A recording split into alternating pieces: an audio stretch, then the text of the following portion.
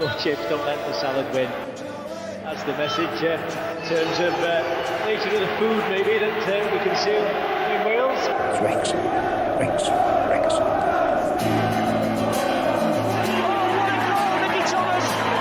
He's done it, the magic little man, Watkin. Oh, he scored! Steve Watkin has got a goal! Ball breaks for Foden, it's in early, as Rush likes it, and he'll chase it, he'll collect it, Ian Rush! Bennett, and that's a second for Wrexham. Well, classic, changing defence into attack. Conley! 1-0 to Wrexham, Carl Conway's done it! Trundle for options, put it back to Morels. Oh, it's a good save! Oh no, it is, and it's in the back of the net. Andy Morel. What a goal! What a goal! What a goal from Hal Robson Carnham! Folks, go away, you kids up! Something special is happening here tonight. Wales are going into the semi-finals of the European Championship. Wanagati, Ferguson has definitely won it for Wrexham now. And here's Mendy! There's that Racecourse roar again! Saved by Foster! Wales are going to the Euros next summer. Wilkinson's wonderful Welsh women. Wales! Wales have done it! They've reached the World Cup! Boing! It's him again! Champions! Wrexham are promoted! They have their storybook ending! The first team in history to eat more chips and not let salad win. Hello and welcome to the Eat More Chips podcast, the official podcast for one of the most recognisable flags in the Welsh football supporters universe. In a week when serial Guinness World Record breaker David Rush teamed up with fellow YouTuber Josh Horton and his crew to eat baked beans with a toothpick. Rush, Horton and two members of Horton's crew took on the record for the most baked beans eaten with a toothpick in 3 minutes by a team of 4, a very specific record. The number to beat was 429, and the team managed to devour 559 beans in the allotted time, handily taking the record. Rush's contribution on his own was 211 beans, breaking his own record for the most baked beans eaten with a toothpick in 3 minutes by an individual, which he previously set at 178. Where my two colleagues are concerned, it's not so much the beans going in that I'm fearsome about, it's definitely the beans coming out. It's Jamie and Taz. I mean, clearly some people have got too much time on their hands. I know, yeah. Eating beans with a toothpick. I mean, why would you even attempt that? I don't know. It gives them something to do, doesn't it? Gents, welcome. First week of EFL Championship action done and in the bag. First off, Jamie, just wanted to pull attention to, there's been 3 PFA team games. The PFA team, obviously the Professional Football Association, they basically take everybody who's not under a contract and they put them into 2 teams to play each other for a chance to basically try and show themselves off in a shop window.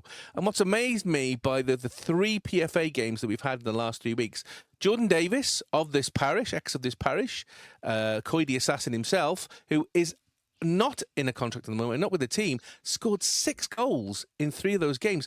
Why has he not been snapped up, Jamie?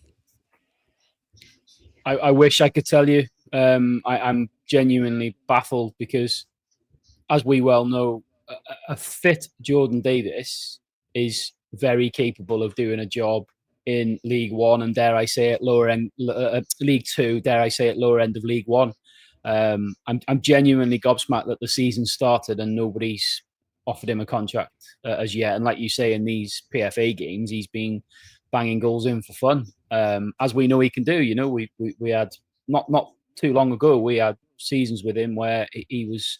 Was it the 21-22 season where he scored 20-something goals, didn't he? So yeah. I mean, he basically was our goal machine when we were in the National League, wasn't he? So, I think every fan would have loved him to have been like a Max Cleworth and been able to come on the journey and come through the leagues with us, just because he's a local lad. But unfortunately, I think I don't certainly at the moment. I don't think he's sort of Championship or even top end League One sort of level, but he could definitely do a job in League Two. So I'm genuinely gobsmacked that nobody snapped him up, to be honest.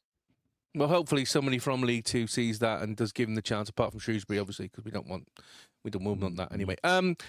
Obviously, there have been some movements within the club regarding players this week. First one, which definitely surprised me, and I don't know what you two felt about it, was James McClean signing a new contract with the club until the end of the 26-27 season. That means a 2-year contract. He obviously is the back-to-back promotion winner and has made 89 appearances with us since joining the club in 2023. Former Republic of Ireland captain, given the armband by Parkinson last season as the captain, obviously, and when we won promotion to the Championship. He's 36 years old. He made his debut for Wrexham in a 1-1 away draw against AFC Wimbledon in 2023 and scored his first goal in the Virtue Trophy fixture versus Port Vale. He has featured at the highest level, obviously, during his career, playing 158 times in the Premier League and 221 times in the Championship. I was surprised by this because I can't see. I think as we move up, I don't know whether James McClean, with his age and everything, now being 36, is going to cut it.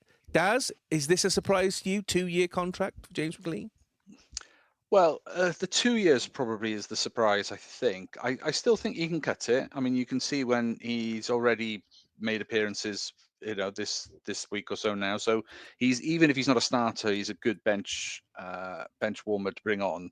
So I still think he's a class act, and there's very little that can be said about his motivation. There's very little that can be said about his passion, and we've commented before about the value of having an international player of his caliber in your dressing room, just teaching everybody or sharing with everybody what it is to win and what it's like to go through these tricky bits of avoiding relegation or getting promotion like last year was worth whether or not you can do it for 2 years, that's a bold statement, but maybe he feels he's definitely got 2 years in him, and if they didn't offer him 2, then he was walking, maybe. I don't know if you've got the strength and depth in that position, really, because obviously he came on this week. So who are your other options, really? Jamie, I mean, a lot of people are saying, particularly after last night's display, that they felt he struggled when he came on Saturday, which we'll talk about in a minute. He came on for that kind of 10 minutes, 15 minutes, and lost his head a little bit, got a yellow card straight away with some fairly rash tackle. I mean, 2-year contract for James McClean. We've seen that they've given some contracts to some players which we've kind of questioned, like Mendy, etc. Good move by the club, or are they just hedging their bets? I was shocked. I'll be honest. I was shocked. I think you've got to remember that obviously we can only comment on it from the perspective of what we know, which is from an outside. We've seen the club have given him a new 2-year deal. That's all we know. Now, whether there's something else behind the scenes with regards to, has the club said to him, look, we really want you to stay around the group, stay around the squad. We want your experience to be a part of the squad. That we feel it will help bring players on over the next couple of years. Is this a stepping stone into a coaching role for him? Because the club promised him something along them lines. For all we know, he might have taken a pay cut to guarantee him a couple of years of security. We don't know any of this, do we? But just from a footballing perspective and where we're at the moment and where we're going, I was shocked. And I think everybody has this universal opinion that he's the fittest player in the squad, which from a bleep test and strength and body fat mass index and all that jazz perspective, he probably is, which is an incredible testament to how he's looked after himself as a professional athlete. And he's 35 now, 36. However, there is a world of difference between being physically fit and being football fit. And I think what we saw on Saturday in his little cameo, and certainly what we saw last night against Hull, which we'll obviously talk about in a minute, I think really highlighted that he is going to be nothing more than a squad player this year, barring an injury crisis. I can understand wanting to keep him around for lots of reasons, but the bottom line is that this is, you've given him a 2-year deal, so that's two years worth of wages. He's going to be taking a squad place, and obviously if he's going to have a squad place, everyone that has a squad place has to be able to offer something. So Parky obviously feels there's enough. He offers enough as a package to justify it. But yeah, I was shocked. I was shocked, to be fair, because it's for it to be 2 years, but we seem to be giving out sort of longer contracts pretty standard these days. As the squad grows bigger, we actually had a couple of players go out on loan this week. Mo Faal has joined Sky Bet League One side Port Vale on loan until the end of the 25-26 season. Faal links up with Port Vale after making 16 appearances for Wrexham in all competitions. He scored in his debut for the club in the Virtue Trophy against Wolverhampton Wanderers in the 2024-25 season with a superb acrobatic finish. And in the Carabao Cup last night, he managed to score Port Vale's winner on his debut. So congratulations to Mo Faal. And we found out yesterday that Seb Revan has also moved out on loan to League One side Burton Albion until the end of the 25-26 season. The wingback 22, we signed from Aston Villa last summer. He made 27 appearances in all competitions, scoring once as he earned this first promotion of his career with Wrexham up to the Championship. Jim, no surprises there, really, is it? There were two players, I think, that were on everybody's list. Definitely Mo Faal. Seb Revan, maybe. Some people were thinking, well, maybe we should keep him because he's a bit more of a utility player in midfield. But do you think that's a good move for the club and for him? I think Mo Faal's a good move for all parties. The crazy thing is that obviously he was, for a period of time, was our record signing. And he might be another Billy Waters where we don't see him again. And which makes it a fascinating signing in the first place. But yeah, this is definitely a good move for him. He should get regular first team football. And you never know, if he's got regular football and he plays well and he scores a lot of goals, it might bring him on and he might then be able to come back and you never know, he might develop. He's still young. So I was very unsurprised at. The Seb Revan one, I'm not surprised because, again, I think he certainly didn't show enough last season to suggest that he can offer you a lot from a championship perspective.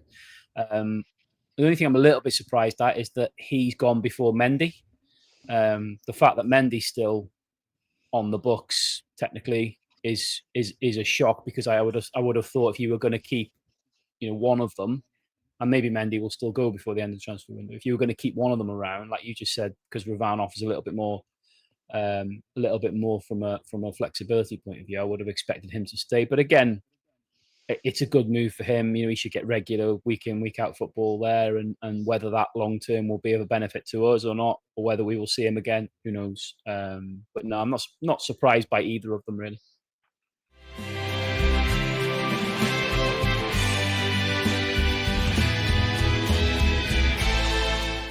And so at the weekend, Wrexham started their EFL Championship League campaign with a visit to St Mary Stadium and the south coast of England to take on Southampton in the league. Brilliant day out. Obviously, I was there. Beautiful ground. I've been to St Mary's before. I went to see Cymru Women there about 7 years ago. But brilliant ground, loads of atmosphere, brilliant atmosphere. Great at the beginning. We were tucked away, as you can see by the pictures, in the corner. From the point of view that we took over that whole corner, totally sold out, over 30,000 people in there. Brilliant atmosphere for the day itself. Let's just go first of all for the lineup. Let's ask some questions of the lineup. Quite a shocker for me, to be honest. I know we were talking about, is he going to change some? Is he going to change? He made 6 changes, which is 6 of the new players, who've come in. So Ward in goal. Cleworth, Cody and Brunt at the back, with Cody in the centre.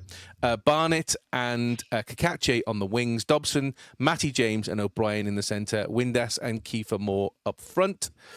Let's talk first, Jamie, about the lineup. Massive shock for you, or what you were expecting, or a mixture of both? What did you think of the starting 11?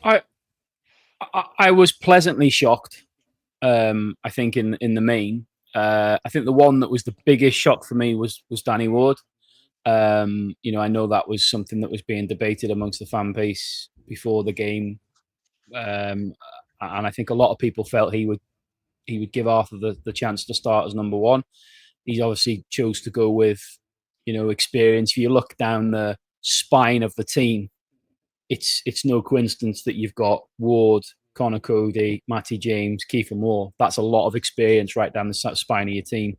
And to be fair, I was as much as I'm, as much as I feel a little bit for Arthur, because I think I felt that he probably did deserve the chance to start the season as number one.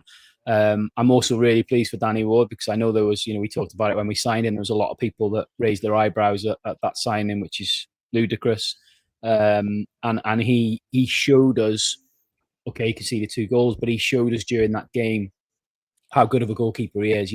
He's a lot more vocal than Arthur is, which is a huge thing. It's one of probably the one of, or if not the biggest criticism that you'd have of Arthur is I think he's not nowhere near vocal enough that you'd want from your goalkeeper to be, screaming at your defenders. Danny Ward is much more accustomed to that.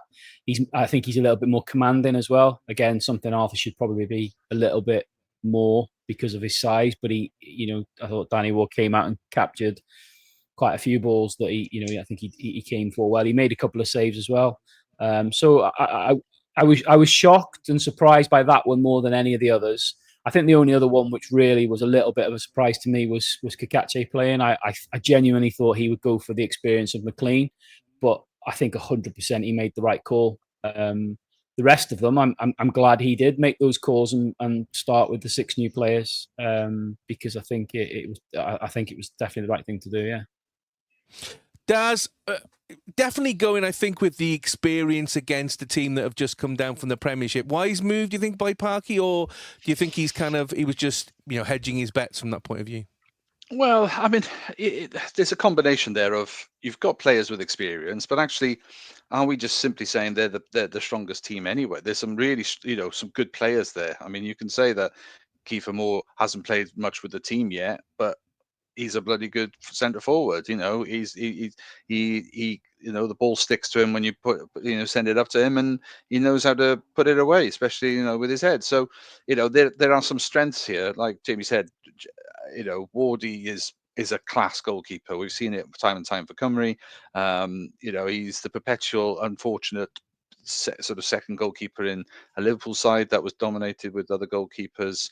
A Leicester side, then they thought they were going to sell Schmeichel, but they didn't. So he hasn't had the career he should have had, but he's been absolutely class wherever he's been. So you've got that experience, but actually, are they the better players? And you could argue that.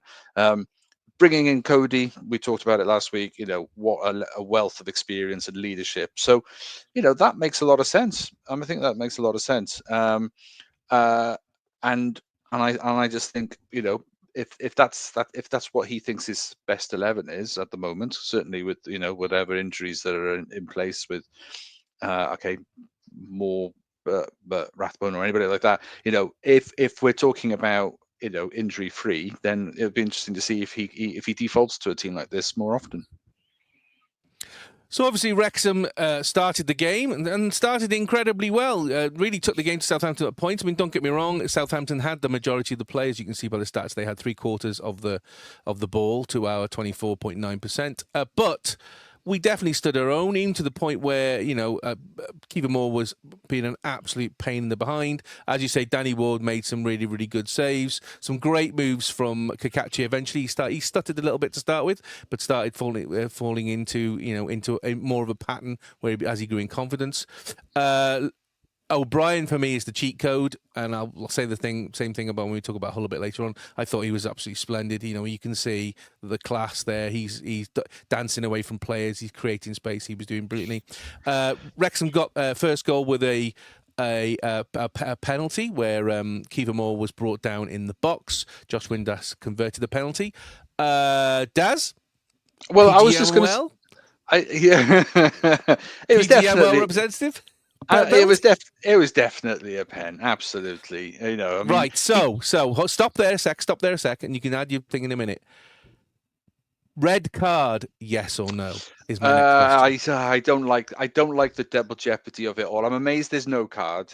I don't like the idea that I think I've been on the on the receiving end of players getting sent off and the penalty being given as well. You just feel that's the double jeopardy, and I've never been a fan of that. It definitely needed a card though, but I know what the rules are, and if he'd given any kind of card, then that would have been a sending off there by default. I think because there was another player alongside him, it wasn't guaranteed, I think, is some people's interpretation.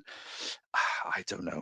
I think. But was he a covering defender? That was my question. Yeah, he could have alongside, but covering defender for me is a player that is in between the player with the ball has been fouled and the goal. But if he was lining himself to take the shot, you could see the body movement. He was about to pull the trigger. There's nothing to say that the player that's alongside him then doesn't stick his leg out and go for the block. And from the referee's position, I can see why he would interpret it potentially as that. So there was no guarantee, even though he got the shot away, that he would get the ball across the other defender. Is my interpretation. But a definite penalty from your point of view. Oh yeah. He's on goal. He's going to get that shot away unless he gets a shove in the back. He gets a shove in the back, and he doesn't. All his balance is gone completely. I mean, people say could he have taken the shot anyway? Could he have? But because I don't think he's waiting. I don't think he's expecting a push, because nobody would imagine you're going to get a push in the penalty box like that. Not right in the center of the back anyway, shoulder to shoulder, or a little bit of pushing off to one side, but it's literally shoving. That's a stonewall penalty every time, really. Jamie, what about you? Did you think A, it was a penalty, and B, do you think the defender should have got a red card?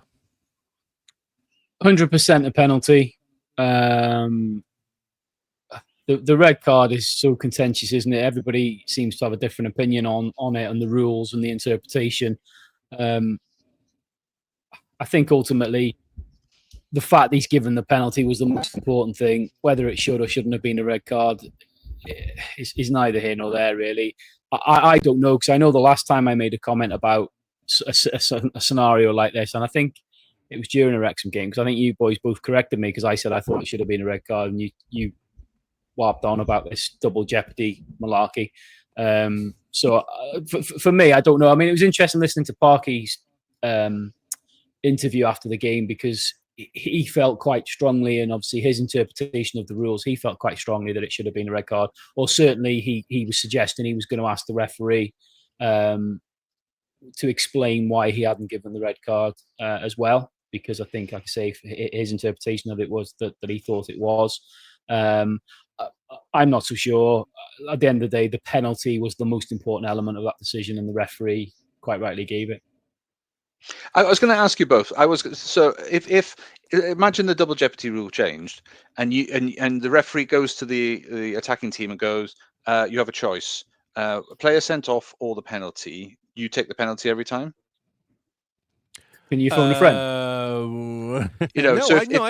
I take the player sent off, because you can't guarantee you can't guarantee that you're going to score the penalty, but you've got a better chance against 10 players. So I would take the player off. I'd remove the player. At that stage of the game, with 20 minutes played or whatever it was. Yeah. I don't know. I get the thinking, but I don't know. We've watched enough football over the years where we've seen always a huge advantage that it should be. So it's an interesting one, that, because it would be fascinating if that actually became a thing. Yeah, it is. The captain has to make a decision. You can have one or the other. That would be quite interesting. Yeah, absolutely. Yeah. Maybe that's a point, Daz. Maybe that's a good one. You get back to your PGMOL friends and you can ask them. Obviously, copyright 2025. Absolutely, yeah. I'll ask you both in a second about how you felt the game went. But obviously, Wrexham then continued to lead up to half-time. Second half, we were starting to creak quite badly. They made a number of changes off the bench, which made a lot of difference. We made a number of changes off the bench, which didn't. Manning with a superb free kick over the wall. And lots of people saying, "Oh, Arthur could have got that." No. I don't think there are many keepers, if any. Arthur definitely wouldn't have got it. He was on the bench. No, I know, but if I'm talking about if he was in the goal, you Burke. But a superb free kick by Manning to make it 1-1, and then unfortunately Stevens in the 96th minute managed to bundle it in at the far post for a 2-1 win. cue mass celebrations by Southampton like they just beat Real Madrid, and I found Stick that that in your embarrassing. documentary. Yeah, I just found that. I mean, I was where I was sitting. So I was 2 seats away from stewards and then Southampton fans. So I was about 10 feet away from fans. Right. Oh, wait, that was nice. I'm a fat 56-year-old man who, although looks aggressive, I'm not aggressive at all.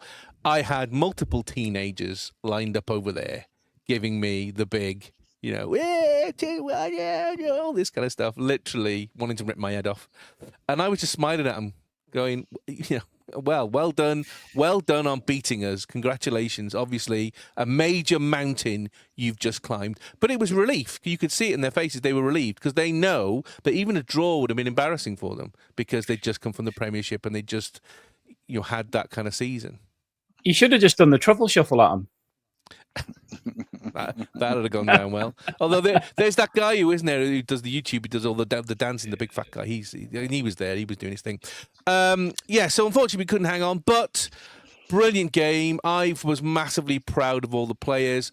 I was a little disappointed with some of the performances, but I will ask you, Daz, first as the neutral, as having watched the second half, you said to me, and then you went back and watched the first half. What was your general praise of Wrexham and Southampton? How do you think both teams did?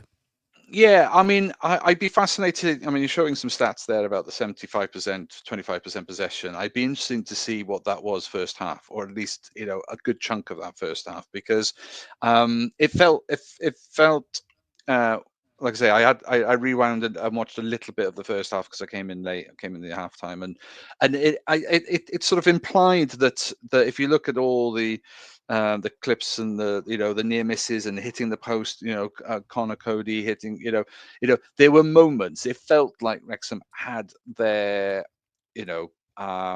chances to take the lead on several occasions, and the commentary was saying, well, they probably should be 3-0 up at this point, or 70-30 was the possession in the first half. Was it? Yeah, because it implied that there was a lot more attacking threat from Wrexham, and that was quite positive to sort of hear and sort of watch back, and so and to see those shots, more meaningful attempts on goal perhaps were in Wrexham's favour. So therefore I was kind of thinking, right, well, as somebody who's hoping that Wrexham, firstly, you want them to do.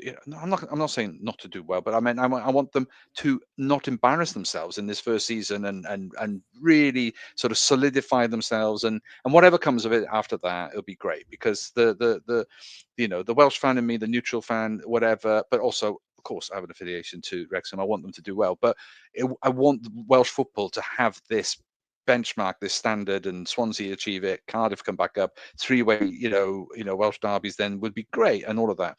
But I thought it suggested that there was a real sense of goal threat, which was really good, whether it was set pieces, crosses, and all of that. We all know what Kiefer can bring a team, where if you've got a target man, he is one of the best. He's actually quite skillful and underrated in terms of what he can do in terms of holding up the play, and he's not simply a target man, hold and then plays it off to the fast man, the little man. To he can, he's got a good range, I would say, in terms of his choices. And I thought whilst he was on the pitch, there was a genuine, it felt like there was a genuine, feel of a tactic, well, whether or not you like the tactic, and I know there's a conversation there about whether or not you like the parky ball or any kind of long ball sort of tactic. That if you've got a player like that, you've got to utilize him. I mean, why buy him if that's not the options you're going to go for? So I was fascinated to see that. I was pleased to see that it was working well, and for as long as Kiefer was on the pitch, that was working, I think, to whatever plan that was in place. I felt that plan was happening. Of course, devastated when he gets injured. You could see it in the replay, the way that his ankle, he's obviously overextended a ligament or something, and the fact that he limped off, but that looked painful, and that's devastating for him, considering he was being such a handful and so impactful. So for me, yeah, great performance, great opportunity up until that point. Then, Jamie, I'm sure you probably got more comment on it, but I don't know what plan B was. I wasn't sure what plan B was once Kiefer gone, and I don't know what that means going forward. Jamie, I mean, Wrexham didn't. I was worried that we were going to go and we were going to get embarrassed. And that didn't happen, even though the stats tell you one thing. And you look at that, Southampton had 27 shots, 10 on target. We had 10 shots, 2 on target. Having said that, I think if Southampton had had their scoring boots on, they could have beaten us 4-2 or 5-2, definitely. But they were off. They need a striker. It was only when they emptied their bench and players like Fernandes came on who, I can believe they've turned down 30 million because he is a good player. Maybe that's a little bit expensive, but I mean, you can tell he's Premiership level because he absolutely came and made a massive difference. And obviously, as Dad said, when Kiefer Moore went off, Sam Smith came on, tried to do the same thing. Is not the same type of player. He's not a hold-up player. But generally, as somebody who's watching at home, what were your thoughts on Wrexham versus Southampton? Similar to what you've just said, really. I mean, this is a great example of if you looked at the stats and then watched the game or the highlights, you'd scratch your head thinking, "Am I watching the right game here?" Because I don't think the stats were a fair reflection on the game as such. I mean, I think before you say anything about the game, really, it's worth remembering that Southampton's last competitive game was against Arsenal. Wrexham's last competitive game was against Lincoln. So that just brings back into the room the context of what you're dealing with. I know there was all these comments after the game about Parky had said in his post-match press conference, and he just called out the fact that Southampton had look at the quality that Southampton had to bring off the bench. And then there were a few people sort of throwing that back, saying, well, it's not like you haven't got quality to bring off the bench, but you're not comparing apples with apples. Like you just said there, Fernandes just being one. I think, from what I heard earlier on, I think they have agreed a deal with somebody now for 40 million quid. I don't know who it is with. Wow. So you're talking night and day. But like you said, I was never fearful that we were going to get hammered. But though I suppose that was always in the back of my mind, like it probably was in the back of everybody's mind. The last thing you wanted to see was to go away from home on the first game of the Championship season and get battered. Nobody wanted that. And I think, to be fair, it was far from it. Overall, I thought it was a brilliant game of football to watch. I thought it was a great game of football to watch. The first half in particular, I thought was brilliant. It was a brilliant advert for the Championship. A lot of people will say they think the Championship is the best league in the world, and that was a brilliant advert for it. I thought both teams were on the front foot. Both teams were wanting to attack. Both teams were creating chances. And I think, if anything, in that first half, you made a good point there where you said about Southampton not having their shooting boots on. I think that maybe gets a little bit lost in the stats, because if you watch back some of the chances that they had, they weren't necessarily, spectacular save chances or hitting the bar chances. They were chances where they've worked the ball well, created the chance, had the shot, but they've literally put it down Danny Ward's neck. So I think what that would suggest to me is that, given a bit of time, they will become a huge threat in this league and be right up there like we predicted they would be last week. But I think from our point of view in that first half, obviously it was the same. It was the same formation. I know a few people, did wonder whether Parky might do something different, but he was never going to. This is how he plays. I think obviously he's gone for that main striker with one off him, but still it's the 3-5-2 or the 5-3-2, whichever way you want to look at it. But what was noticeable, and again, I keep saying in the first half, because I think, again, like you quite rightly said, I think it tailed off in the second half, partly because of the quality and possibly fitness levels that we were playing against. I think Southampton looked to be fitter than we did. They certainly had better quality in the depth of their squad. So as the game went on, it got harder and harder for us. But certainly for the first half of the game, what was noticeable was that I thought, even though we were playing our usual sort of style and our usual formation, that the intensity was a lot higher.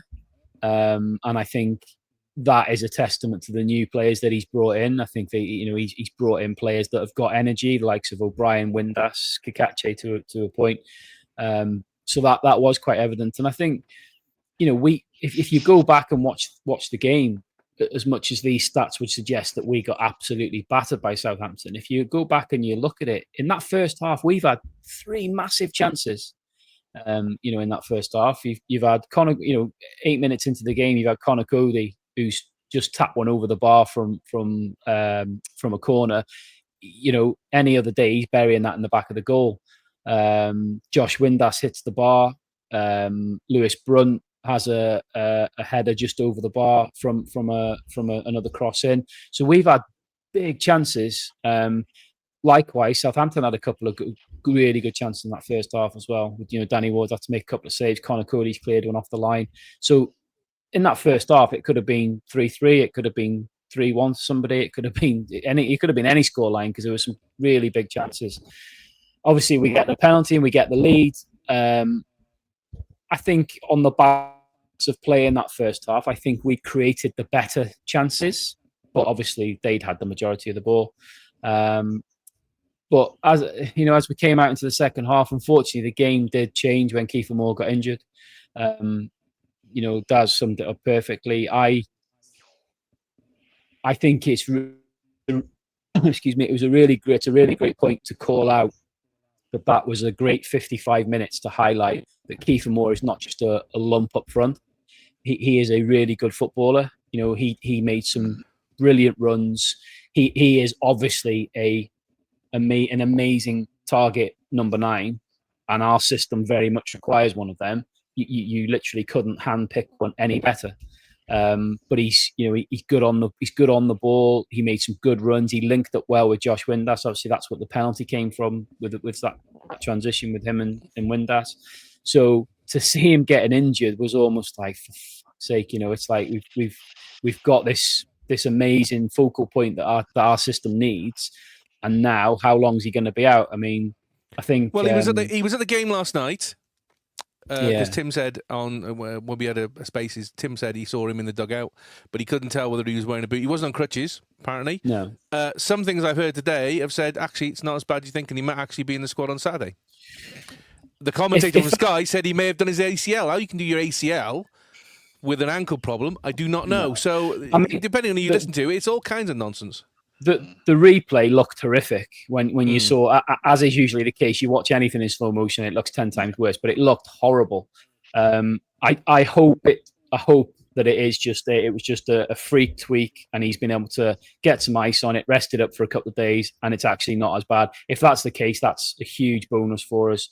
If that isn't the case, if that isn't the case, or what this does do is, I think it does raise the question, and Daz just mentioned it there, about what's plan B, because we've got all these strikers on the books, but between what we saw in this game and obviously what we saw in the whole game, Sam Smith and Ryan Hardy are not target men. They are not focal points, and this system will just if that's what we're going to ask them to do, this system will just bypass them because the ball won't stick with them. I'll probably talk more about Ollie Palmer when we come to the whole game, but it is an interesting debate, because if we're kind of putting all our eggs in this Kiefer Moore basket, what's our backup option? Because realistically, is he going to be able to play 42 game season? Is he going to be able to play the majority of minutes in a 42 game season? We've seen it over the years for Wales. I mean, he practically plays every Wales game with a bandage on because he cut his head. So, he's susceptible to picking up injuries just because of the nature of the. I don't think Daz agrees with that. I don't think Daz agrees. Well, no, I mean, what he's right. He does have a bandage, but that's because he's not afraid of to leave his head in there. It's not. It's absolutely not a criticism. It's just what the point I was trying to make was, because of the physical way he plays the game, he's going to be susceptible to catching an elbow or catching a stray foot or whatever. And it only takes one of those to be, maybe a more than a bandage will cover, and he potentially going to miss 2 or 3 games or whatever. And it's highlighting we've become so reliant because of this system that we've set up to play. We've become so reliant on having that focal point up front. I mean, I don't know. Maybe Parky's thinking before the end of the transfer window. If he can bring in a Broadhead, a Kumas, both of them, is he thinking, well, maybe we can revert to a more staggered build-up play through the midfield. If I've got more quality in the midfield that are capable of carrying the ball forward and creating chances for the forwards on the floor, being lumped up front or out wide and crossed in, if he's got the personnel to do it, then the system probably still works. But if he's going to carry on playing either getting it forward over the top or out wide, you need that focal point. And if Kiefer Moore's not there, it is an interesting debate. But yeah, as the game went on, unfortunately, I think we ran a little bit out of steam, tied in with their superior quality. Ryan Hardy's had a massive chance when he's come on. You have to give credit to the goalkeeper and say it was a good save. It wasn't the cleanest of strikes. No, it was directly in line with me, and you can see he scuffed it. He scuffed the ground a lot, so there was very little power on it. But yes, you're right. The keeper still managed to get his fingertips to it to push it around the post. So, and I think tied in with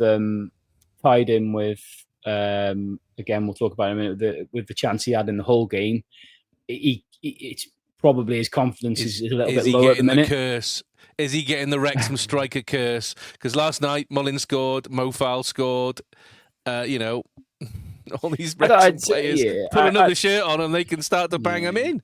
It's a bit early for that, but he has had a couple of big chances to score goals, and he's again, if he scores that goal, if he takes that chance and scores that goal, it's 2-0, and it's probably a completely. Was it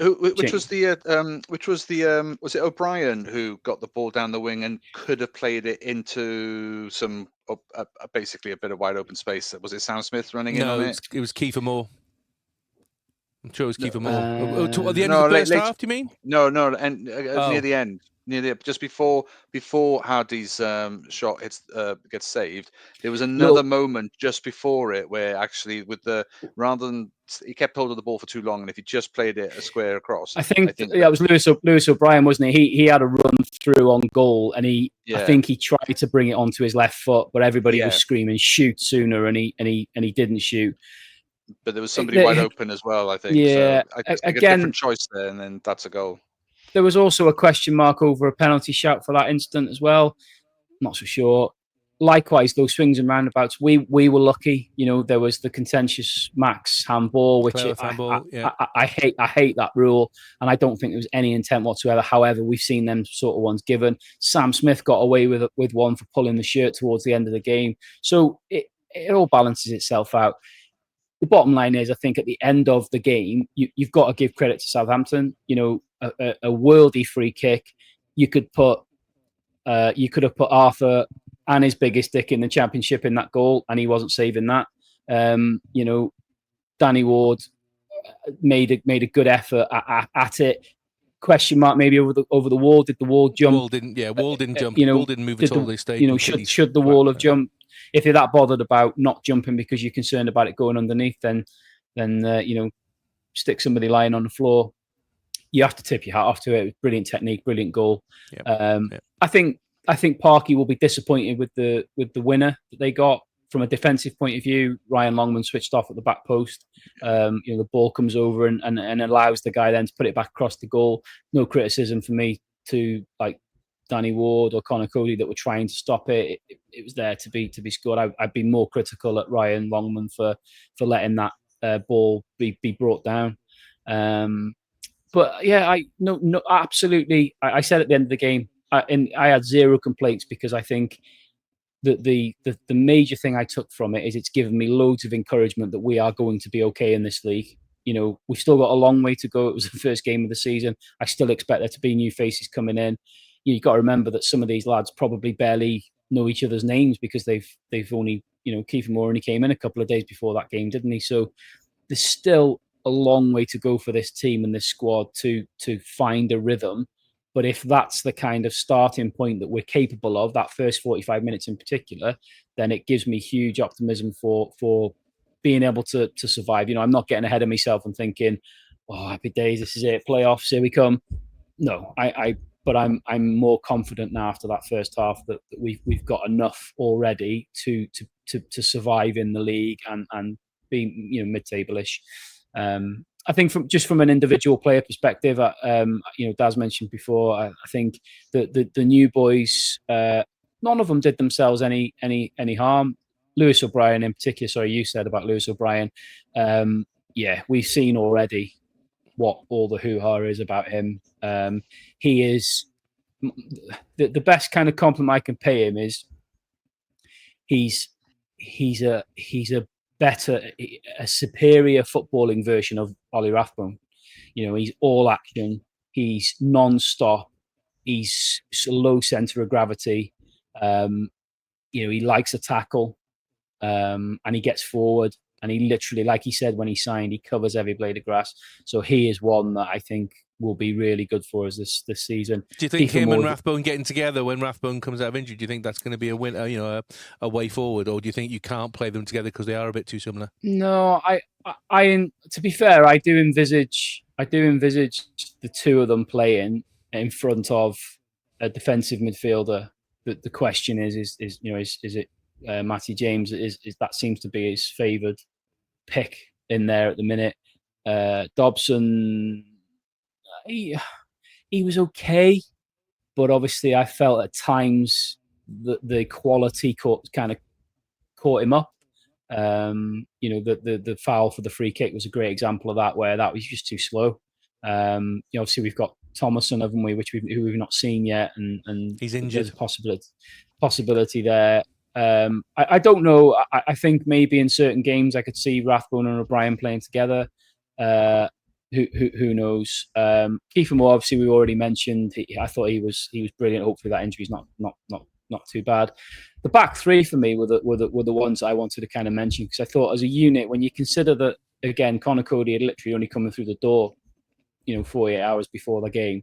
I thought he himself played very well.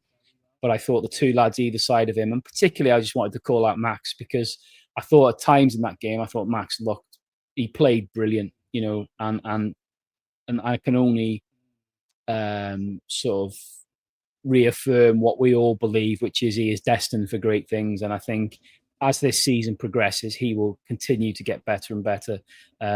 He is definitely. He managed the yellow card well, considering he got a yellow card after like 20 minutes. He managed that really, really well, I thought.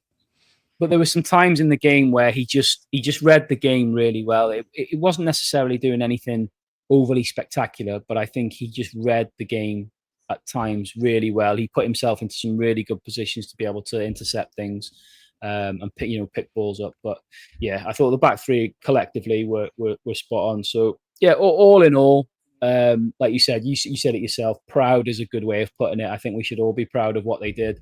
And absolutely no shame in losing that game in the end.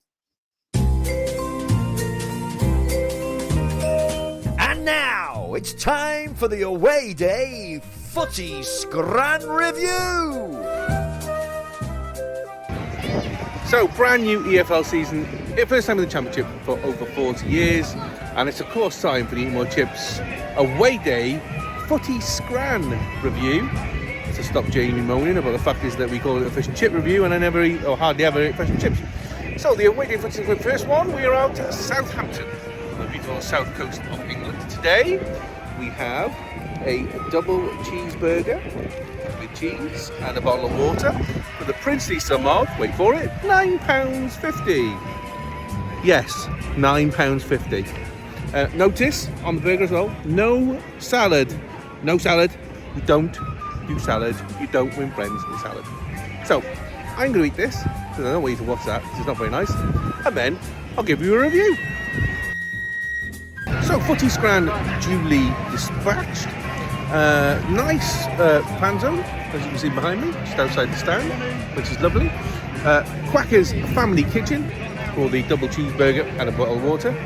New scoring system this year. I'm not going to split it all down to everything because it's going to be lots of different food. It's basically out of 10 fryers, and it includes value for money, taste, presentation, all the kind of things you would generally expect out of 10 players. So, what did I make of the Quackers Family Kitchen double cheeseburger? It was a cheeseburger. Nothing special at all. Tasted alright, it's edible. I didn't get ill, but nothing amazing, nothing major. Just seen somebody with some chicken wings. I should have had those. They look much nicer. I'm going to give it 6 out of 10 priors for the Quackers Family Kitchen double cheeseburger. Hopefully, it will get better as we go through the season. Up the town. I was just going to say, kudos on changing the name of the segment. So at least now it's correctly called as it should be. And yeah, fair dues for Andy lending his voice to it. What made me chuckle about that was the fact that you had a... Go on. No, go on. It's fine. Go on. I was just going to say that what made me chuckle about that was the fact you had a greasy double cheeseburger, no salad, of course. Ooh, no salad. But the fact you had a bottle of water under your hand just to balance it out was comical. Of course. It always makes me chuckle. I can't go full sugar, can I? Because I'm, whatever. I mean, it was. I have to be honest. Like it was very poor. It was, like it was like a 1,500 calorie burger and a bottle of water. I mean, the thing is, because the kickoff is so early, there were no fish and chip shops open, so I couldn't do a fish and chip review, even if I wanted to, because there were none open, and then I had to get back to the train station to get back home. So, but I think doing like general footy scran at the grounds, because you'd expect the kind of the catering, you'd expect to be of a better standard in the Championship, at some of these grounds. So. Yeah, I'm glad you're £9.50.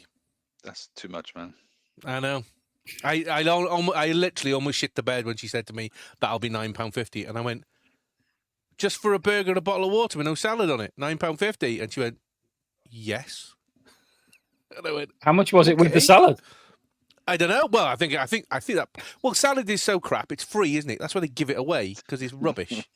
There's nothing about it, is there? So it's probably a part of it. It was just disgusting. It was £9.50, and that, don't forget, if I'd have had fries, I think that would have been an extra £2.50 on top. So you're talking about £12 for a burger and fries and a bottle of water. I think you give Championships too much credit, Jamie, about the quality of the scrum, because Cardiff City Stadium's particularly not that much better for its burgers and stuff, really. I mean, I think it's a money spinner, and they'll just give out the cheapest. What gets me is that they are better. They are better than that one. That was. Oh well, that's rubbish. it. Well, I think if you've given it 6, that feels still quite generous from your description. Well, maybe it's because it's start of the season. Maybe I'm being a bit generous. Maybe that's what it is. And maybe. What gets me is, have you seen this account on X, Footy Scran or something it's called? And have you seen that? Some of the food that you can get at some grounds around the country, and a lot of them are like, Two Men and a Dog FC, and you get like some amazing looking food. And yet, but as you saw by the video, then as I was recording it, somebody walked past me with chicken wings with sauce and fries on it, and I just looked at it, I went, oh, I should have had that. That looked much better, but I didn't find that hut, wherever that was, because it wasn't from the same place. Even though you had that nice fan zone that I showed you there, which obviously had all the bits and bobs around and whatever, the chicken bit was somewhere else, so I didn't see that. Basically, you were just hungry and you went to the first place that sold food, didn't you? No, yes. I saw talking about food. I saw somebody comment on X last night that they're selling pizzas now in the Racecourse in the Mull Road stand, at least. Are they? I saw there was an electronic thing now. You could do electronic thing in the tech end, apparently, where you could select it from an electronic screen a la McDonald's. I could go wrong with that. Probably get it. You'll get it, because the last time I had a sausage roll from there last season was appalling. It was like a doorstop. So they'll have to really work to get my business. Let's put it that way. And so to last night, where it was the first round of the Carabao Cup, back at the Stoke Kairas, Tuesday night under the lights.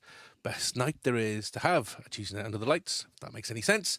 And it was great to be back at the Stoke Kairas, and which Jamie will tell you right now. Obviously, before the game, Jamie, let's talk about that first. Very much Joey Jones was on everybody's mind. He was on the programme. He was on the new display boards at the end of the pitch in front of the Old Cop. Minute silence impeccably marked by both sets of fans, and bravo to the Hull City fans who did that, because I know recently there has been some criticism of fans not showing respect when going to a club, and if the club is holding a minute silence for somebody. They were brilliant, absolutely, silent. It happened though. It happened at Wembley, didn't it, at the weekend? Wasn't it? Yeah. When they were doing a minute silence for Diogo Jota, and I think some of the Palace fans kind of made noises when they shouldn't have, which was... Yeah, they are attributing that to some people who didn't realise what was going on at that moment when they were coming into I don't know. I mean, I think people are trying to be very kind and stuff like that, but they reclaimed it and started applauding and stuff quite quickly. But no, it sounds like the Joey Jones tribute was exemplary, let's be honest. Well, Jamie, you were there last night. These are your two photographs. Bravo on the black and white one of both teams lining up. That's an absolute beaut from that point of view. How was it? How was the feeling going in? The new pitch, the dugouts on the other side. How did it feel being back at the Stoke Kairas for the first time this season? I mean, it was brilliant to be back. Like you said, there's something special about an evening game, even though it was roasting hot like yesterday. And obviously, it didn't get dark until towards the second half. It's still nothing like a midweek game. It was great to be back in there. I think, despite the kind of whinging about tickets last week and the fact there was still a lot on sale, it was pretty much a sellout. There were a few empty seats, but pretty much a sellout. And when you look around the highlights of some of the other games in this competition, Birmingham, Sheffield United's on the TV now.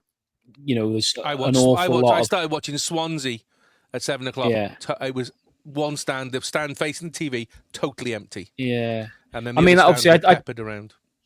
I don't know if other clubs do the same as what Wrexham do and reduce the ticket prices. If they don't and they charge full price, then I can kind of understand it. But there is a lot of disdain towards this competition, which I've never quite understood, because I see the positive side of it. But it was great to be back.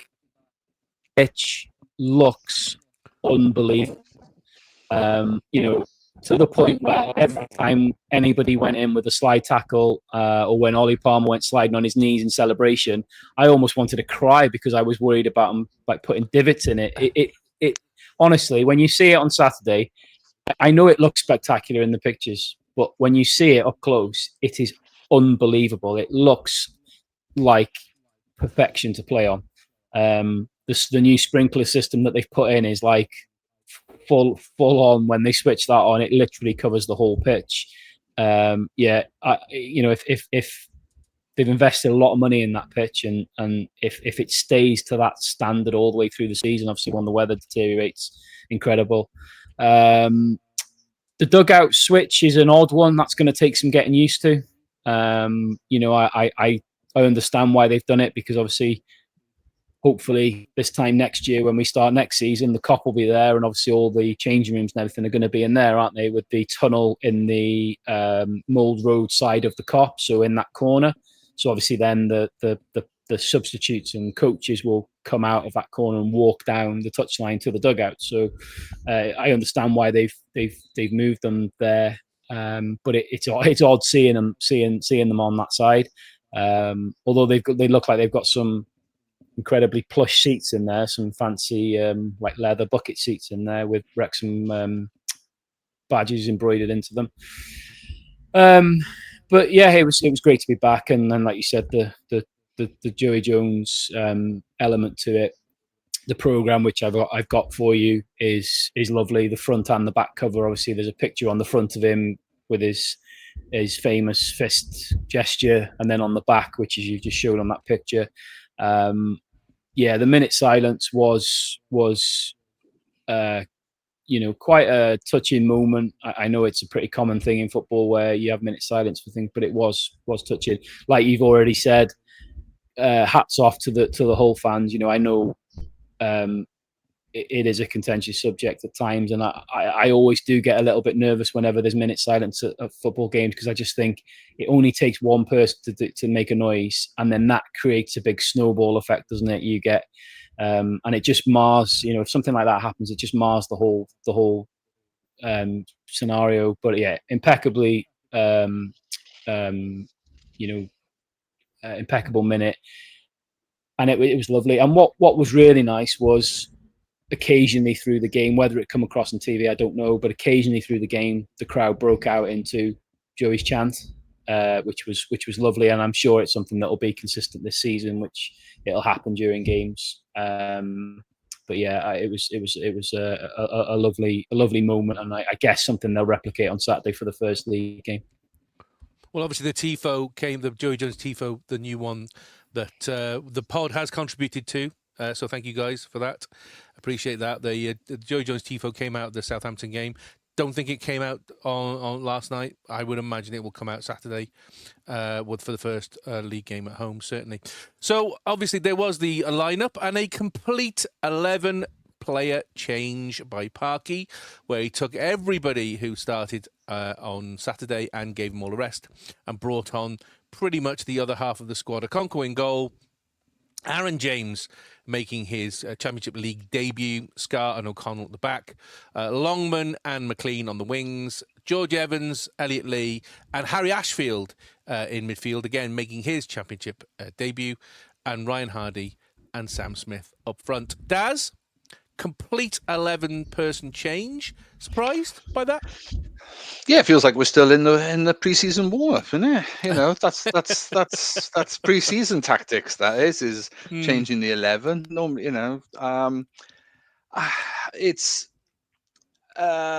it smacks of a couple of things really. One is you've got such strength in depth now that he needs to play as many of these players as often as he can. Otherwise, you are going to have issues keeping everybody satisfied, because there are some players in that team now you just think, well, you would have been saying they were first choices obviously last year.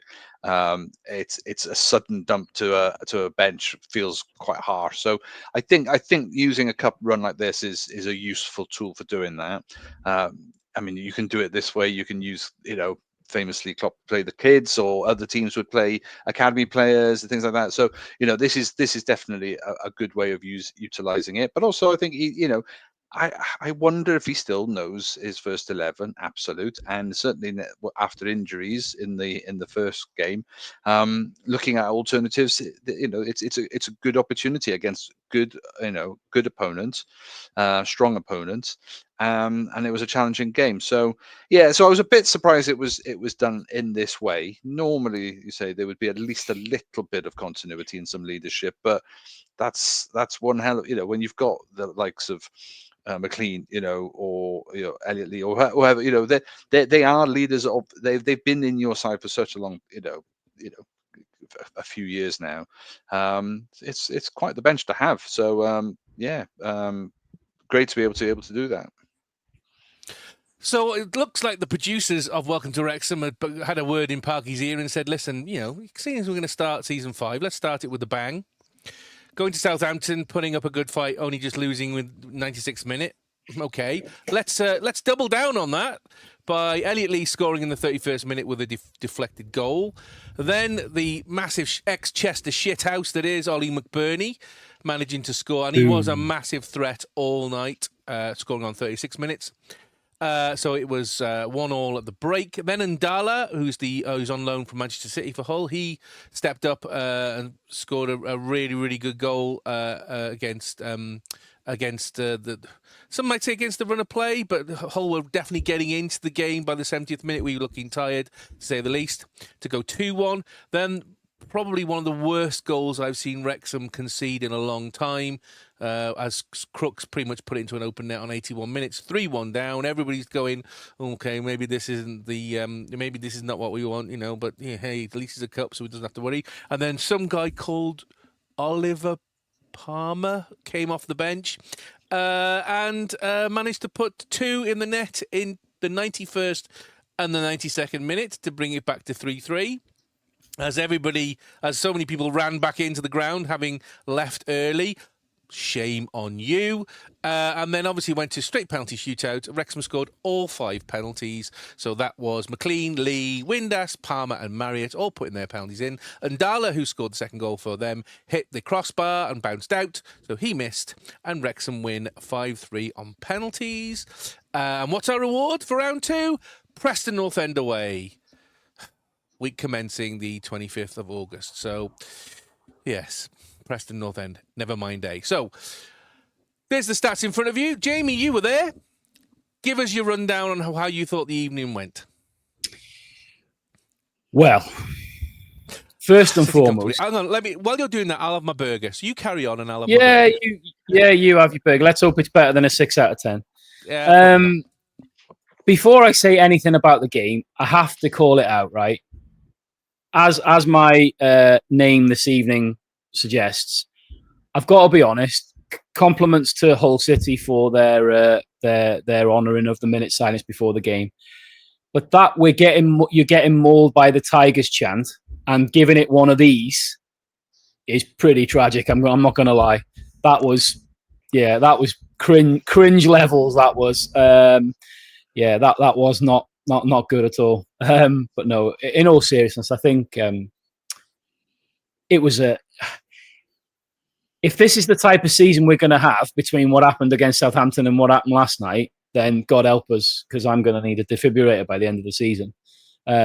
This was just crackers. When I saw the team, I wasn't surprised that he'd made 11 changes. Like I was saying before about why I personally haven't really got an issue with this sort of competition is because this is what it's perfect for. It's perfect for giving him an opportunity when we have got such a big squad that we've got at the minute. And we're probably still going to have, even though I still expect some outgoings before the end of the transfer window, we're still going to have a huge squad. I think there's going to be potentially a good 5-6 first team players that won't even be registered in the 25-man squad. So for me, that's why this competition and why the Virtue Trophy last year is so important, because it gives opportunity for you to get competitive minutes into your squad players. You can have matches in training, your 11-a-sides in training and everything else, but there's no substitute for competitive minutes. So I was unsurprised that he made the full changes.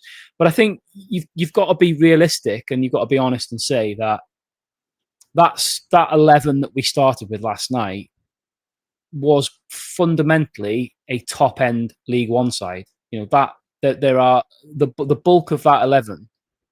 You'd question whether they are Championship starters if you're being brutally honest. And I think as the game went on, that showed. I think Hull made some changes from Saturday, but I think it was 5 changes. And obviously they've been in the Championship a lot longer than we have. They've got whilst they're at the bottom, they've been at the bottom end of the Championship, they're still an established Championship club. And I think their kind of depth of Championship quality player showed. As that first half went on, we looked completely disjointed for the start of the game. We struggled to kind of really create anything, get any rhythm together. From their point of view, they slowly built up. I think we scored against the run of play. Very fortunate goal to score with a deflection. But it was gratefully received. And then, like you said, of all people, I would have rather their managers come on and score with his left bollock than Ollie McBurney scoring, because that guy is an absolute shithouse.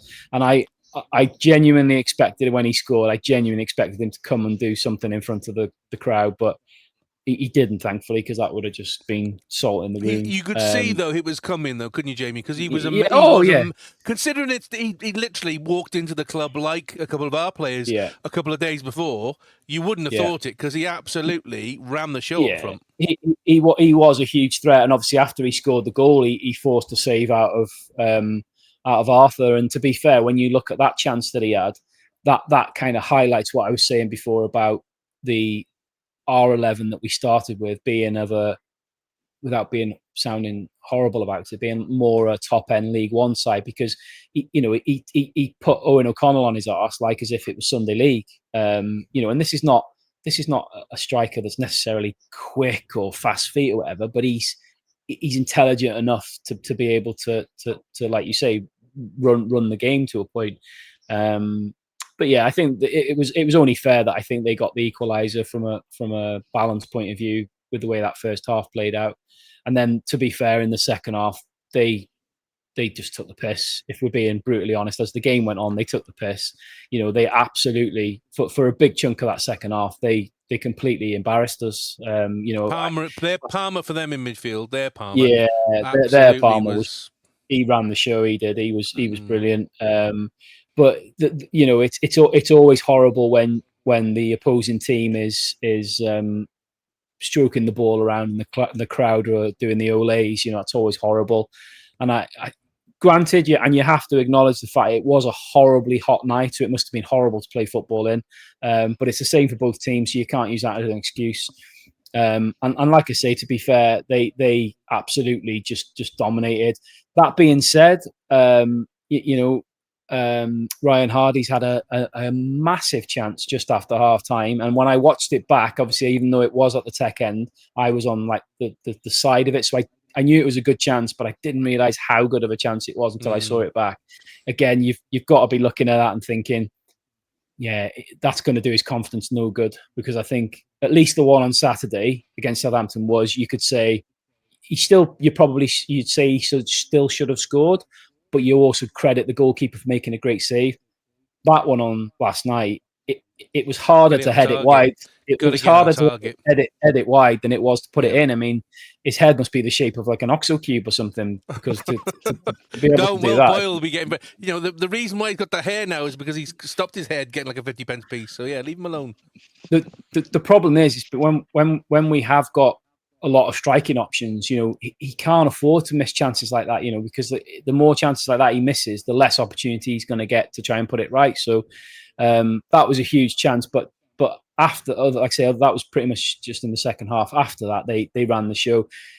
The second goal was an odd one to watch in the stadium. Again, it was only when I watched it back that I realised what happened, because we all thought Arthur had saved it, because the ball came pinging out of the goal, or as Arthur was diving across the goal, we all thought he saved it. And then there was a huge delayed reaction between the players celebrating and the Hull fans reacting.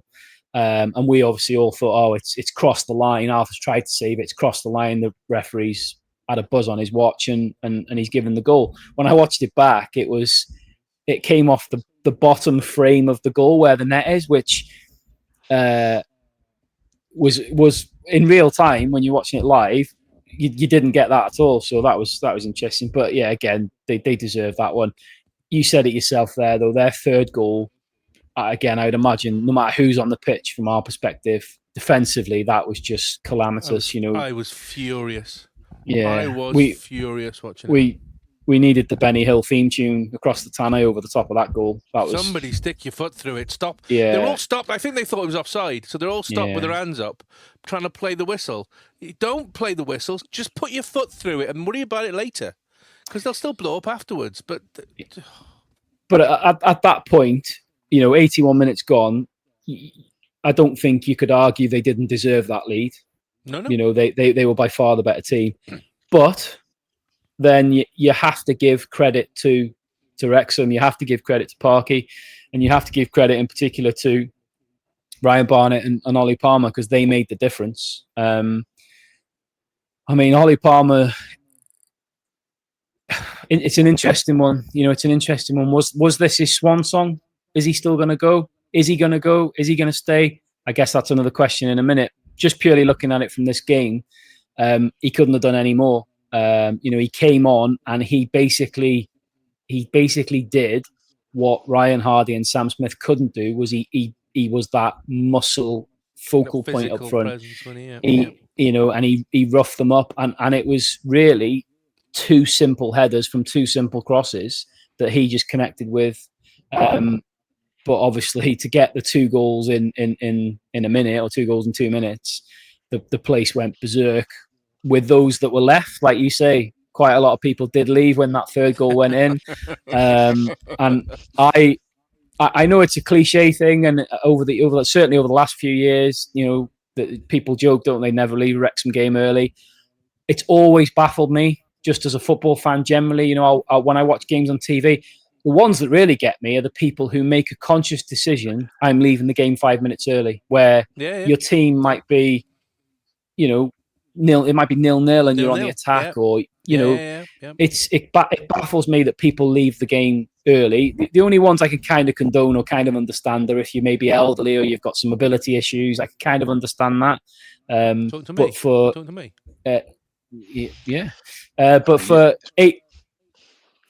for able-bodied people, it's always baffled me why you would leave a game early, no matter what's going on. So I was shocked to see quite so many leave when they did last night. But the fact we got it to 3-3, as you can imagine, the tech end closest to the Hull fans, you know, they ever so slightly let the Hull fans know that they were sympathetic. Yeah, that, you know, because obviously the Hull fans were singing to Wrexham earlier in the game, 1-0 up, and you effed it up. So you can imagine what was being sung at 91 minutes. But yeah, I think if you're being fair, we were lucky. Back to game, the stats, you know, the possession stats and things back it up. And certainly went from watching the game, Hull were by far the better team for the majority of that game. But it doesn't matter. We got it back to 3-3.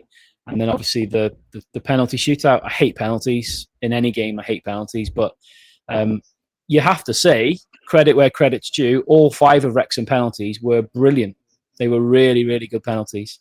It was the one thing I was concerned there seemed about. To be a bit of needle between...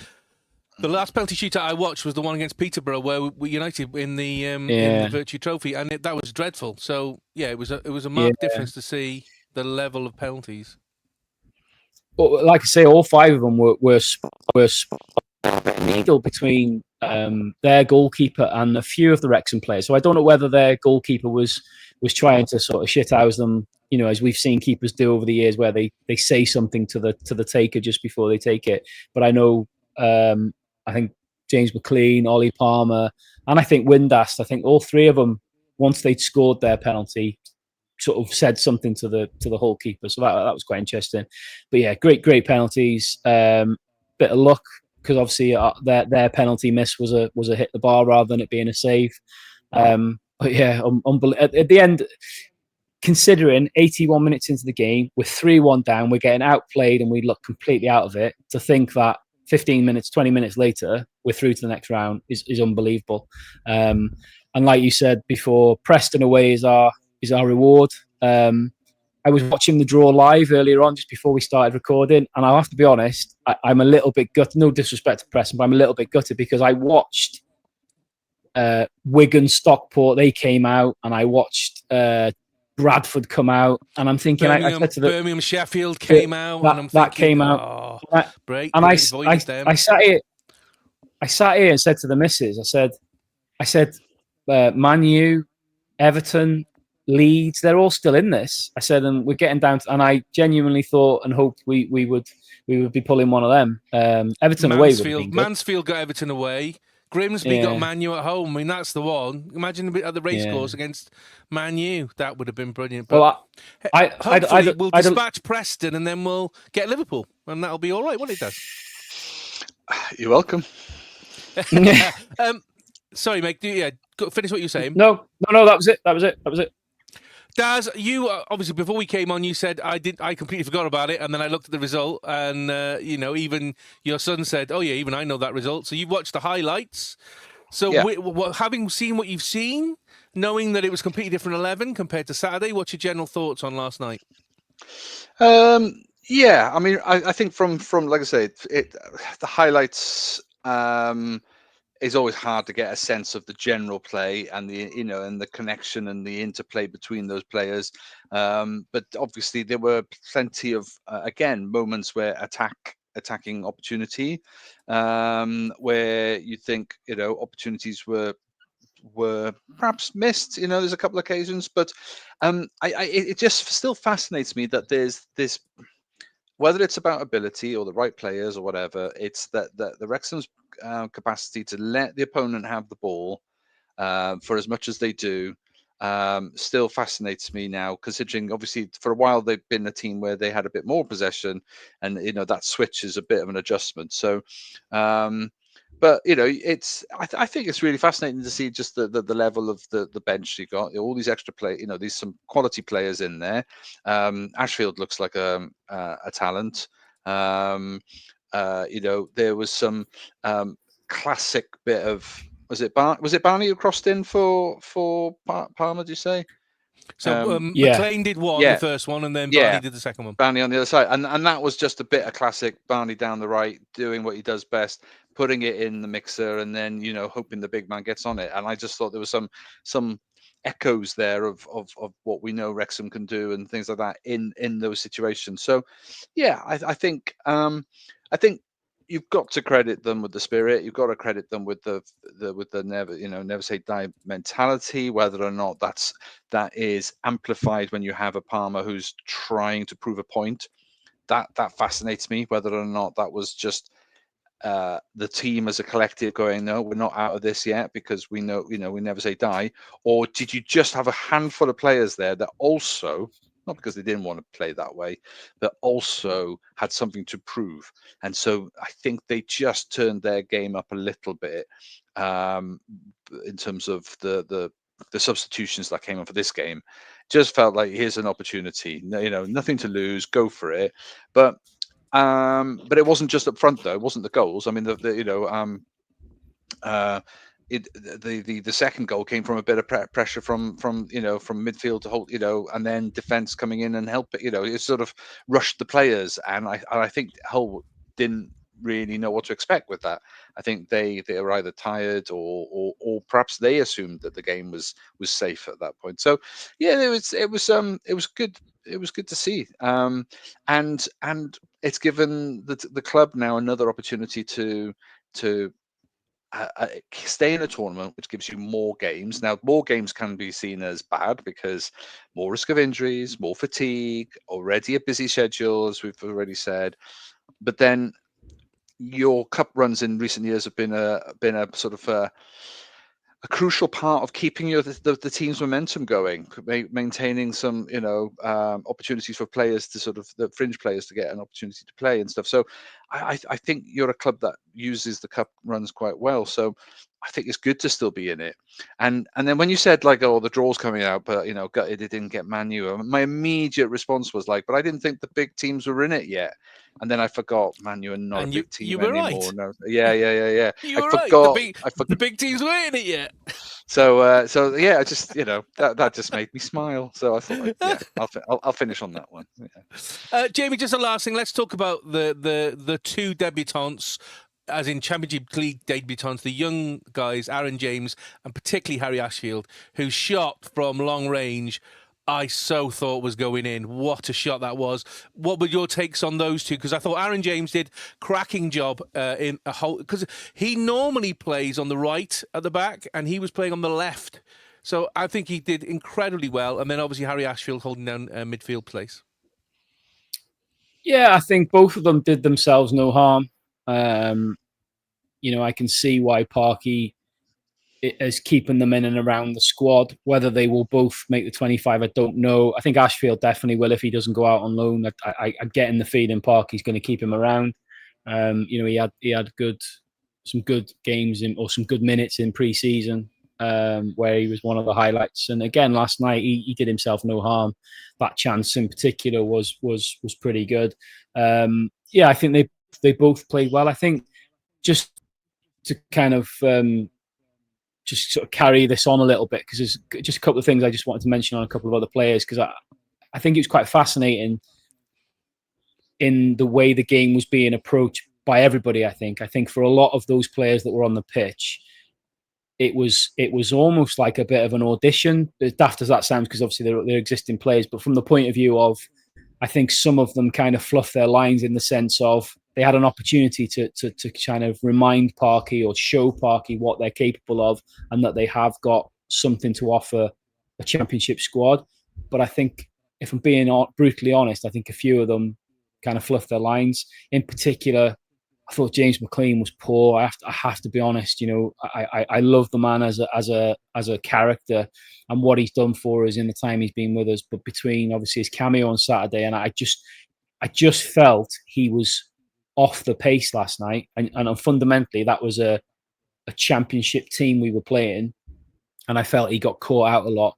But likewise, on the other side, Ryan Longman, I thought he looked well off the heights he set for himself in a Wrexham shirt. I know there's been suggestion that he's been carrying an injury, so whether that was part of it, I don't know. But Barney looked far more of a threat when he came on than Longman did in the game, which is unbelievable when you think about it. Because I think we probably all thought Ryan Longman was going to be our starting right wing back, and maybe he'll come into it. Like I said, Elliot Lee was another one. Although he scored the goal, it was a fortunate goal. And again,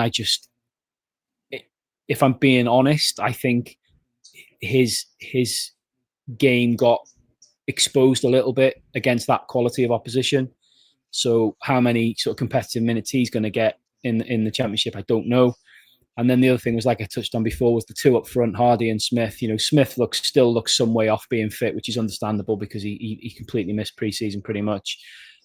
But it did expose and play into what we were talking about before, which is this system relies on a target man, and neither of them are target men. And then, like I say, when Ollie Palmer's come on and done what he's done,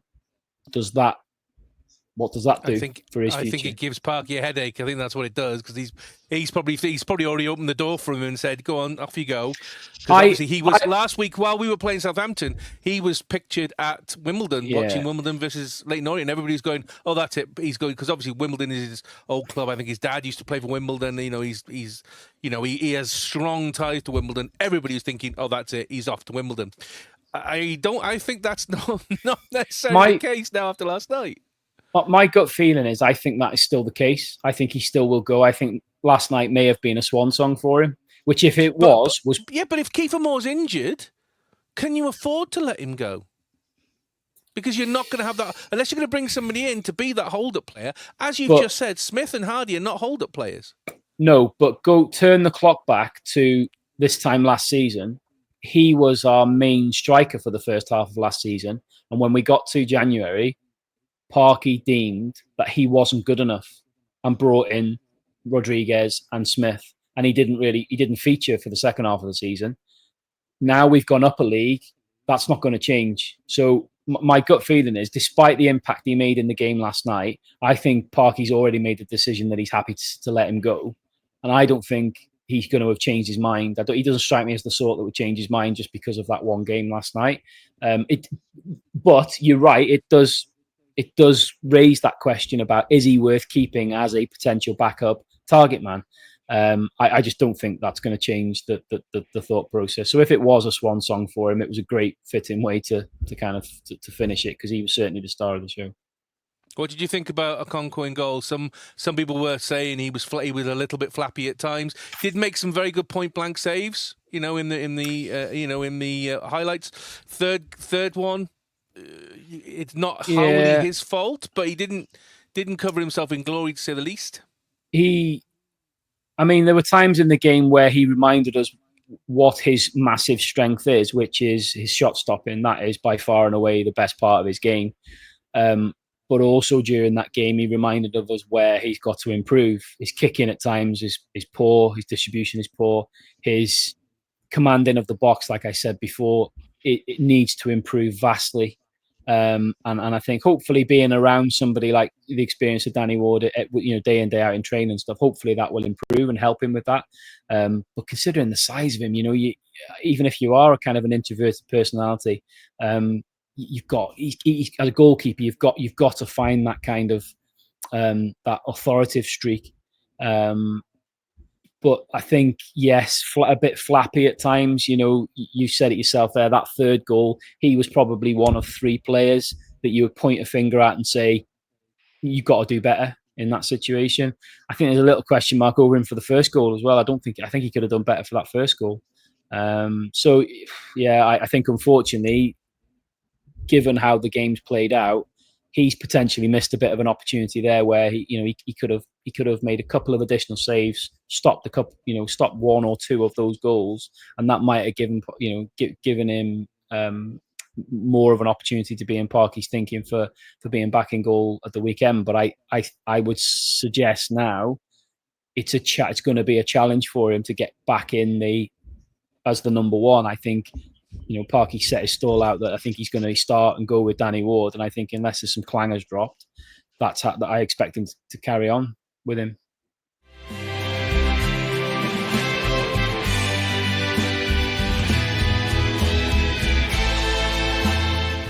Now, Need More Chips podcast. It's time for today's newspaper, tomorrow's chip paper, where we catch up on Cymru and Wrexham football news. First up, Wrexham have had a friendly and 2 Football League Youth Alliance games over the last couple of weeks. They had a friendly versus Burnley under-19s. Burnley, obviously, in the Premiership, so the under-19s are in a different section to Wrexham's under-19s. They drew 0-0 in a friendly versus them on the 2nd of August. And then last week, on Saturday and during the week, they had 2 games. They played Stockport Youth away on the 9th of August, and they won 4-2. Wrexham's goals, 2 by Sammy Chesworth and 2 by Wes Graham. And then on the 12th of August, they played Port Vale Youth at home, and they won 5-1. Wrexham goals from Sammy Chesworth, 2 of them from Sammy Chesworth, 2 from Jack Jones, and 1 from Uar Nawes. The next game will be versus Notts County Youth away on August the 16th. It's been announced this week by the FAW that Ryan Wilkinson's Cymru will face Australia for the very first time in October. This will be the first fixture, obviously, following the summer's UEFA Women's Euro 2025 finals, where Cymru women participated. The match will take place on Saturday, the 25th of October at the Cardiff City Stadium with a 2 p.m. kickoff. Matildas are ranked 15th in the world and feature several big names, including Sam Kerr and Caitlin Ford, who all play in the WSL in England. Tickets are on sale on the FAW website. Daz? Good game to get Cymru women back in the swing after what some might see as a disappointing set of results during the Euros. Yeah, especially for Ryan Wilkinson. I'm sure you said Ryan. I think it's. Did I? You did say Ryan Wilkinson. Did I really? I apologise. I apologise. Ryan Wilkinson, of course. Ryan will definitely be interested in this one. But it's good. I mean, as I say, they've never played them before, so it's hard to gauge sort of. I think what we have to establish is that after what's been a historic moment for the team making it through to a major tournament in the way that they have, it allowed a generation of players who have been brilliant servants to get that opportunity to play on a platform that they so rightly deserved. But with that comes the new, there's going to be a wave of change coming through. We're already seeing it with retirements. We're seeing it with sort of players that are calling it a day. And I think this is going to be a really interesting time for, well, firstly, the team, the players themselves, but the management as well, because I think where there's been maybe a couple of names on the team sheet that are always been the first names on the sheet. I think there's going to be a shift. There's going to be a change. There's going to be and so we're not sure exactly what this new look Cymru side will be like. So some fresh opponents like Australia, who we have to remember, quality side. They've made it to World Cups, consistently. I think that's partly to do with the fact that they play in a region where maybe the competition isn't as intense as it is in, say, perhaps European qualification, and we've seen echoes of that in the men's game over the years as well. So, but that's not to say the Matildas aren't a strong side. They're ranked 15th in the world. Yeah. So they are definitely a quality side of which when we're going to be properly tested. And as I say, there's no guarantees how this result will go. Yes, it'll be great that it's at the Cardiff City Stadium, which tends to bring out a really good result. Not only that, but it brings out a good crowd as well. As much as Is it's been great. Is that the League One Cardiff City Stadium? That's the one. Yes, the League One Cardiff City Stadium. Yeah, yes, yeah. And they'll probably have the same sort of numbers in attendance as well. Or probably, it's great that it's been able to be played at Llanelli or in Swansea and stuff like that. But there is something about a game at the Cardiff City Stadium because that is also the home of the men's game. I'm not saying it should be in Cardiff, but there is some energy that the Cardiff Stadium has managed to sort of maintain as the home of Welsh football at the moment, and I think the women's game is worthy of that as well. So I just hope the crowds turn up. I think Australia are an interesting enough side to want to turn up. My only criticism is it's on the same. It's in an hour before Middlesbrough versus Wrexham, so I'm really torn with regards to which one do I go to. Do I go up to Middlesbrough or do I go to Cardiff City Stadium to see the women? Because I'd like to see both.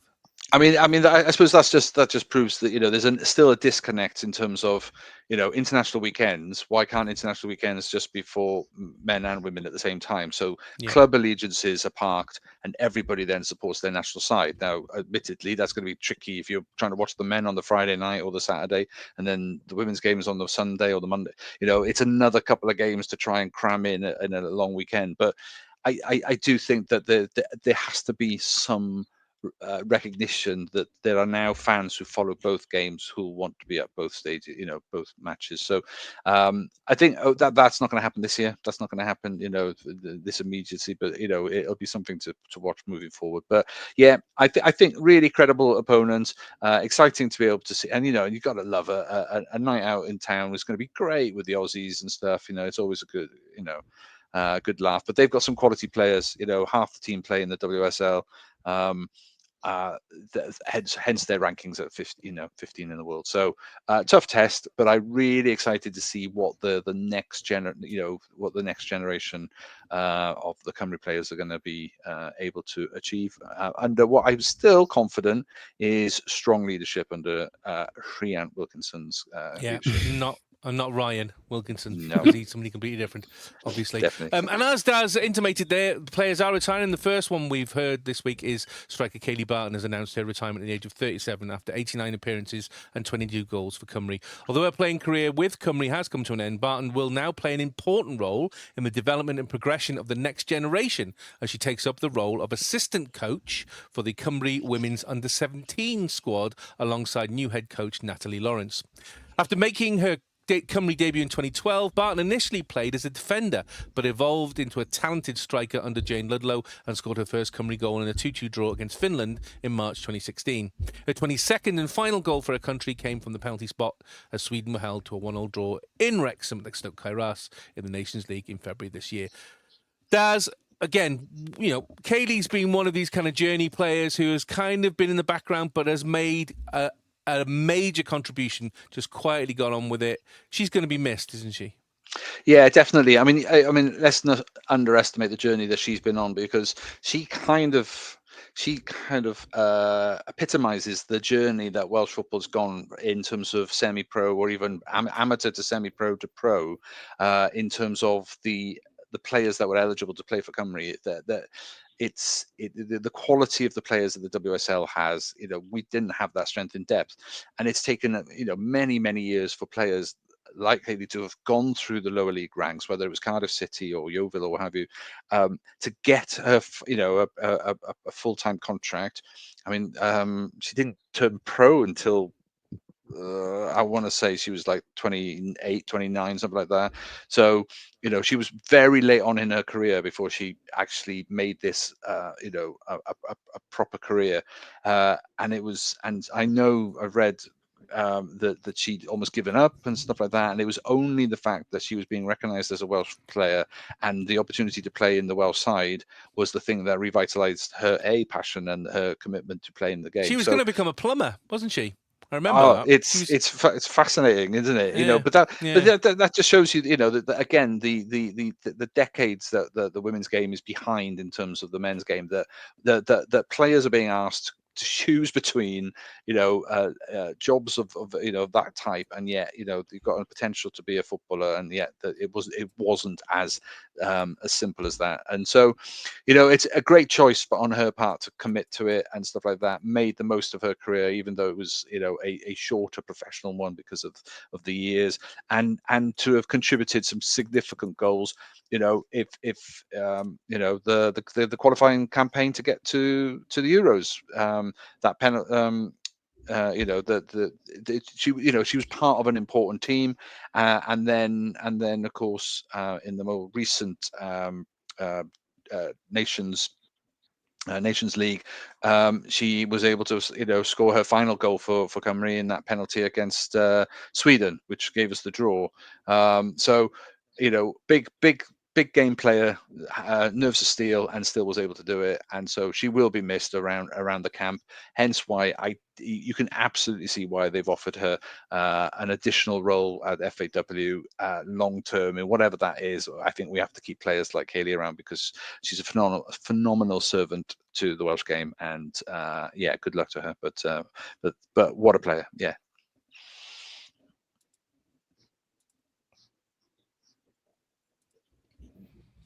Wrexham women played a friendly versus Kidderminster Harriers women on Sunday and won 7-0. They were 7-1. Sorry, they were 5-0 up at half time. Don't ask me who scored, because I can't find it anywhere. And which is a little, and I'm going to put it out there. Wrexham AFC women's Twitter account, very poor, not even a reference. I got the information. I had to get the information to begin with from the Kidderminster Harriers women's account. No reference to it whatsoever. No reference to who started. No reference to who scored. Very, very poor. You are a dedicated Wrexham AFC. Poor communication? Yeah, Never. I know. Surprising, isn't it? You are the dedicated account for Wrexham AFC women, so please do your job and at least post the result. Because somebody said to me, was it 6-1 or 7-1? And I had to go burying, I had to go rummaging through to try and find out whether it was 6-1 or 7-1. Anyway, 7-1 to the women. Congratulations to them. Apparently, Rosie Hughes scored 1, may have scored 2. Apart from that, couldn't tell you who played.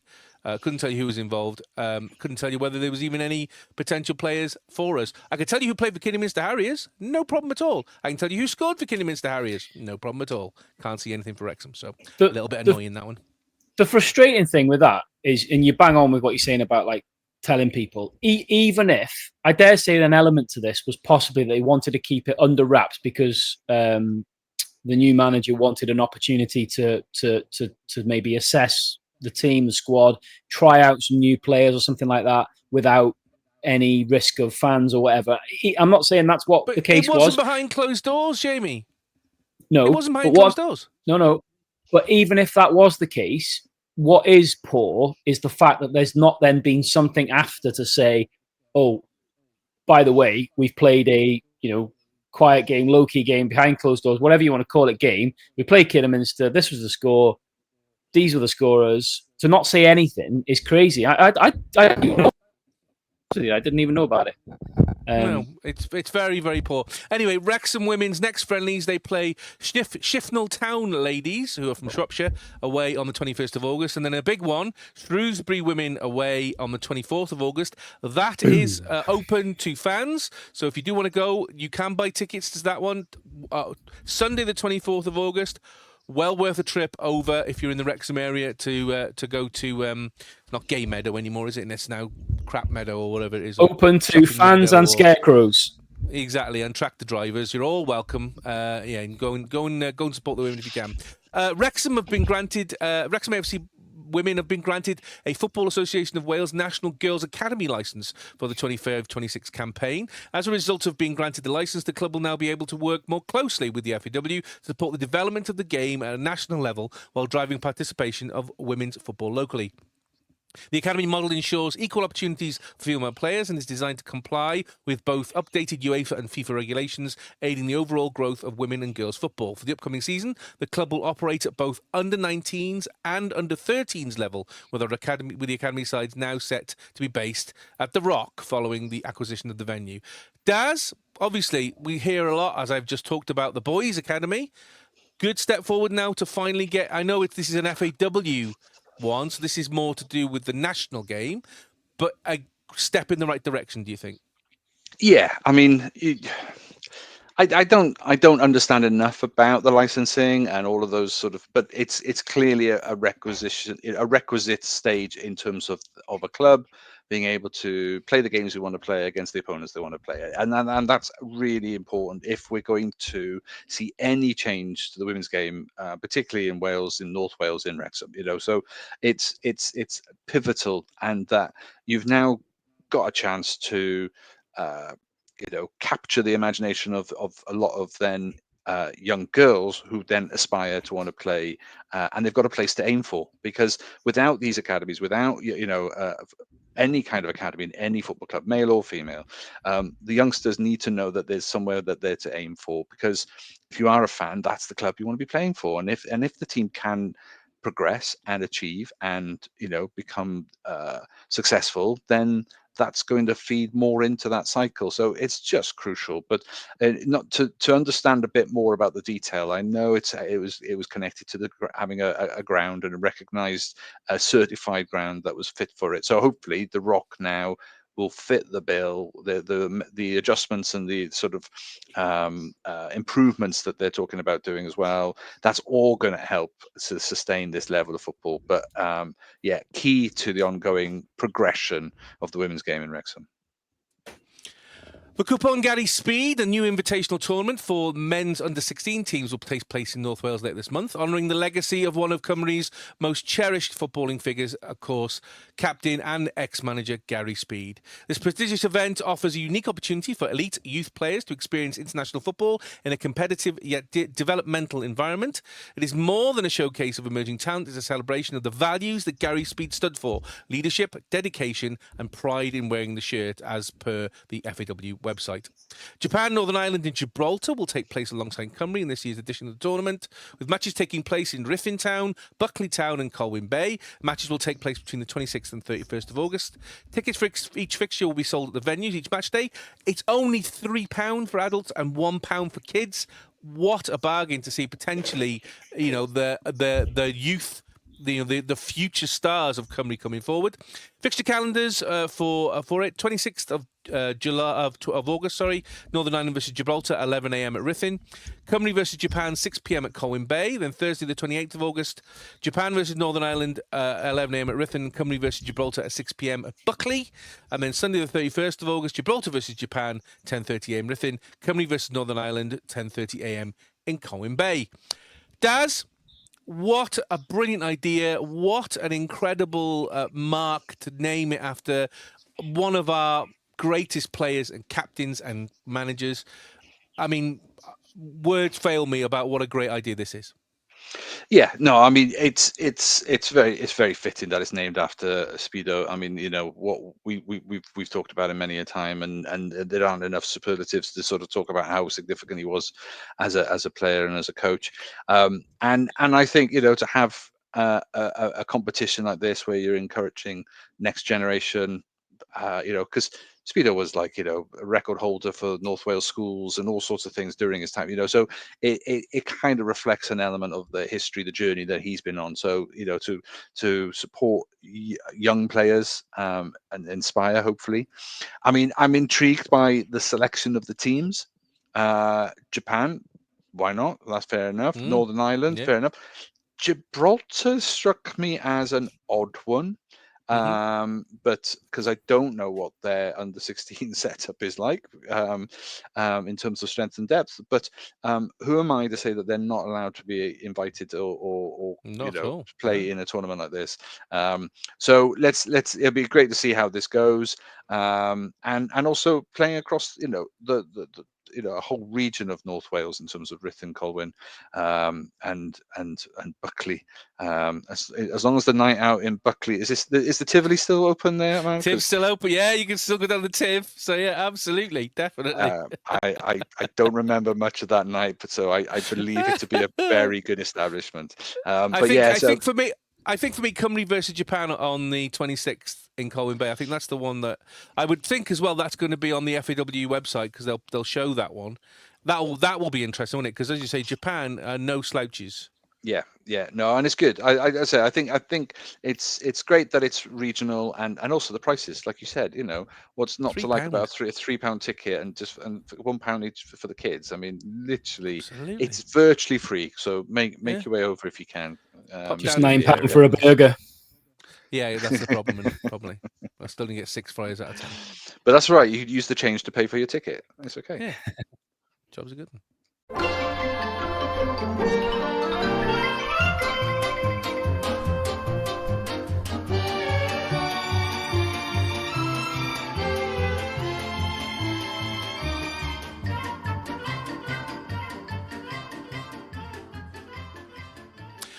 Turn on the lights and stir the peas. It's time for the chip shop. Daz and Jamie are relaxed, as there's only one dish on the menu tonight.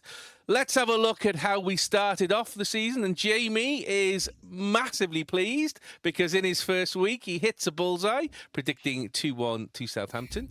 Daz and myself predicted, obviously, 3-1 Southampton, but we still get a point, even though we didn't get the right result. And then none of us got anything right because, obviously, it was a draw in the end. Jamie and Daz predicting a Wrexham win, and I predicted a Hull win. Jamie then is top of the table, having get that bonus point. We are top of the league, see. We are top of the league. Yes. I'm just glad I'm not bottom on alphabetical order, Daz. Maybe you shouldn't have picked something that started with W. Can I just? That's a fair point. Yeah. I should have gone with Alice in Wonderland again. Yeah, absolutely. Yeah. Can did I not get a point for the fact that Wrexham won then? No, the rules have changed. Did you not read the memo? No. I mean, I've assumed that, so let's not worry about. So the memos. rules now are is you have to predict it exactly. So if you predict the Wrexham win, Wrexham have to win it in normal time. If they then go on to win in penalties, it's irrelevant. If you'd have said penalties, if you'd have said a draw and penalties, then you'd have got a point. Okay. So that's the only way because I've looked into it, and that's the only way I can make it fairer. Because you made the rules. Exactly. Well, I made the rules last year were wrong, and like the FA and like the EFL, when I don't like the rules, I change them. So I've changed them. So I've lost out as well. So we've all lost out. I haven't lost out fine. at all. I was going to say you had the other result. So no, exactly. No. So. So sorry, you don't get a point. So in this instance, if it can go to penalties, you have to predict it to penalties to get a point, and then you have to get the right amount of a draw. So you have to say 0-0 or 1-1 or 2-2 to get the second point. But if you just say Wrexham win or the other team win, and it goes to penalties, you don't win anything. No, it's fine. That's perfectly clear. Just different to what it was previously. It's just different. Again, if I'd have sent the memo out, you could have read it. So, there you go. So, let's come to this week. And first and only dish this week into the fryer tonight. It's West Bromwich Albion. West Bromwich Albion playing, obviously, at the Stoke Kairos this Saturday, the 16th of August. Kick-off at 12:30 p.m. Thank you. We're live on Sky Sports and ITV Sports in the UK. So no excuse for all you haters out there to watch us, because we're going to be on free-to-air and behind a paywall. So you can fill your boots, and I look forward to all the horrendous things that are going to come up on social media. So West massive. Brom, we've got to be on 2 channels at the same time. Exactly. Yeah, we're so big. We need our own TV channel at this rate. And cue dog poo. West Brom last year finished 9th in the Championship, 15 wins, 19 draws, 12 losses, a goal difference of +10 and 64 points. They were only 4 points off the playoffs by the end of the season. Last week, they beat Blackburn Rovers 1-0 at home in their first league game, but last night drew 1-1 with Derby County in the Carabao Cup, but lost 3-2 on penalties. Transfers, they've lost 7 players from last season and only signed 3 so far. Aun Hegbo from Bran for €5.5 million. Nat Phillips from Liverpool for €3.5 million. Do you know him, Daz?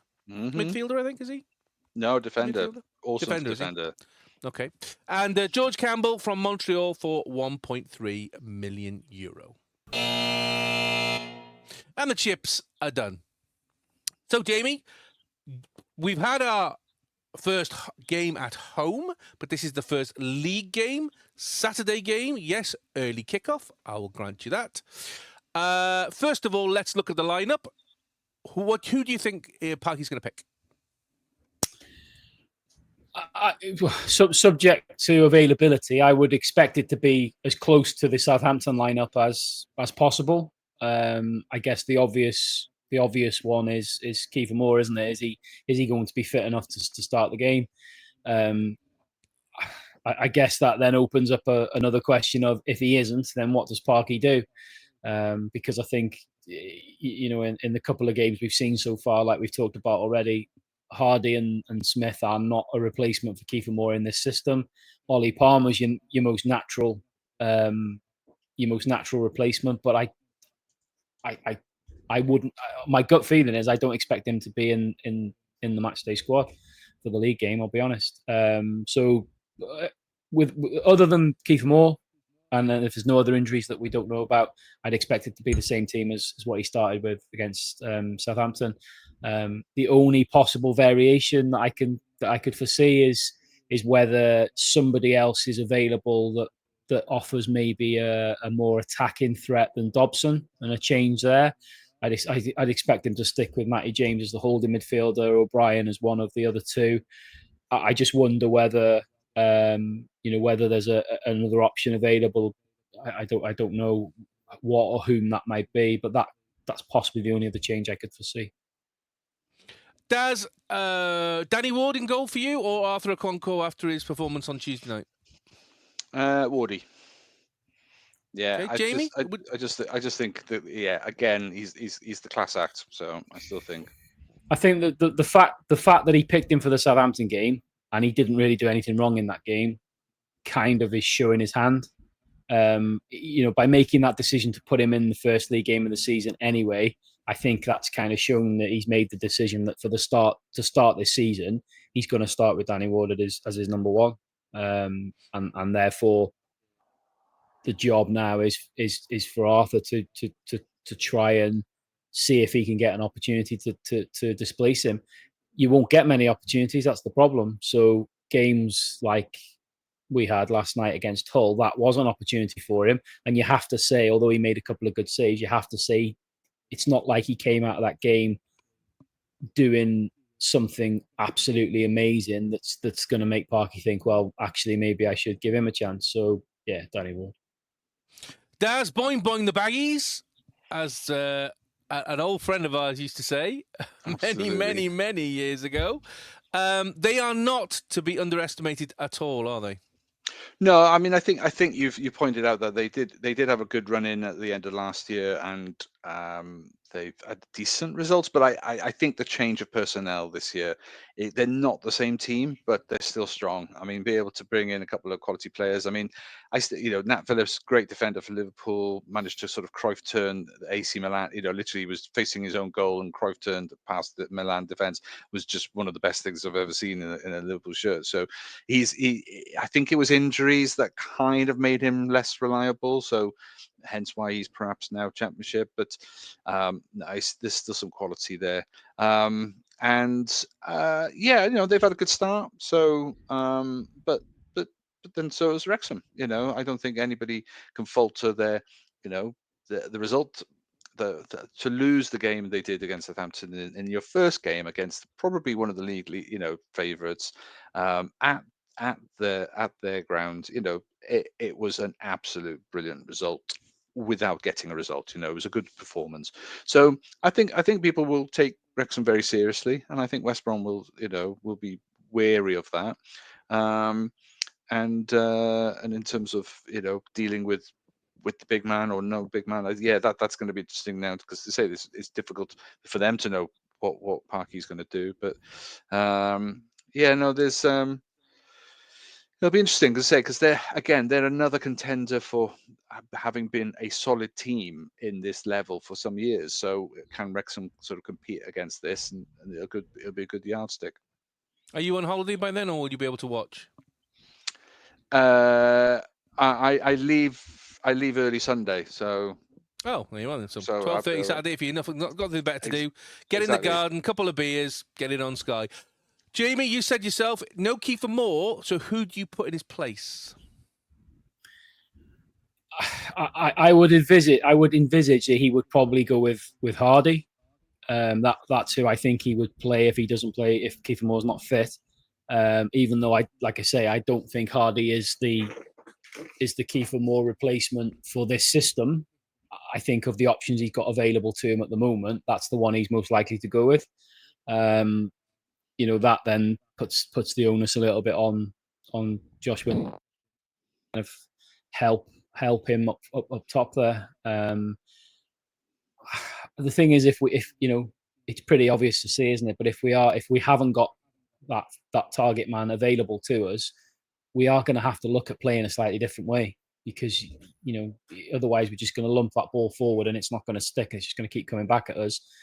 And when we play in such a way that we relinquish the majority of possession throughout the game anyway, you have to be in a situation where when you have got the ball and you do try to move it forward, you're creating, or you're being creative with it when you're doing it. Well, if you've not got that focal point to keep hold of the ball, it's just going to keep coming back at you. So, yeah, my gut feeling is Hardy would be the replacement, but I'm not sure that's necessarily, the answer in this system.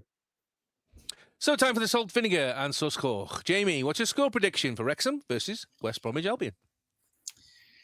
It's a tough one, isn't it? I think, A, because we're still at the start of the season. B, as we talked about before, our team and our squad, whoever he puts out, is still very much in its infancy. It's still developing.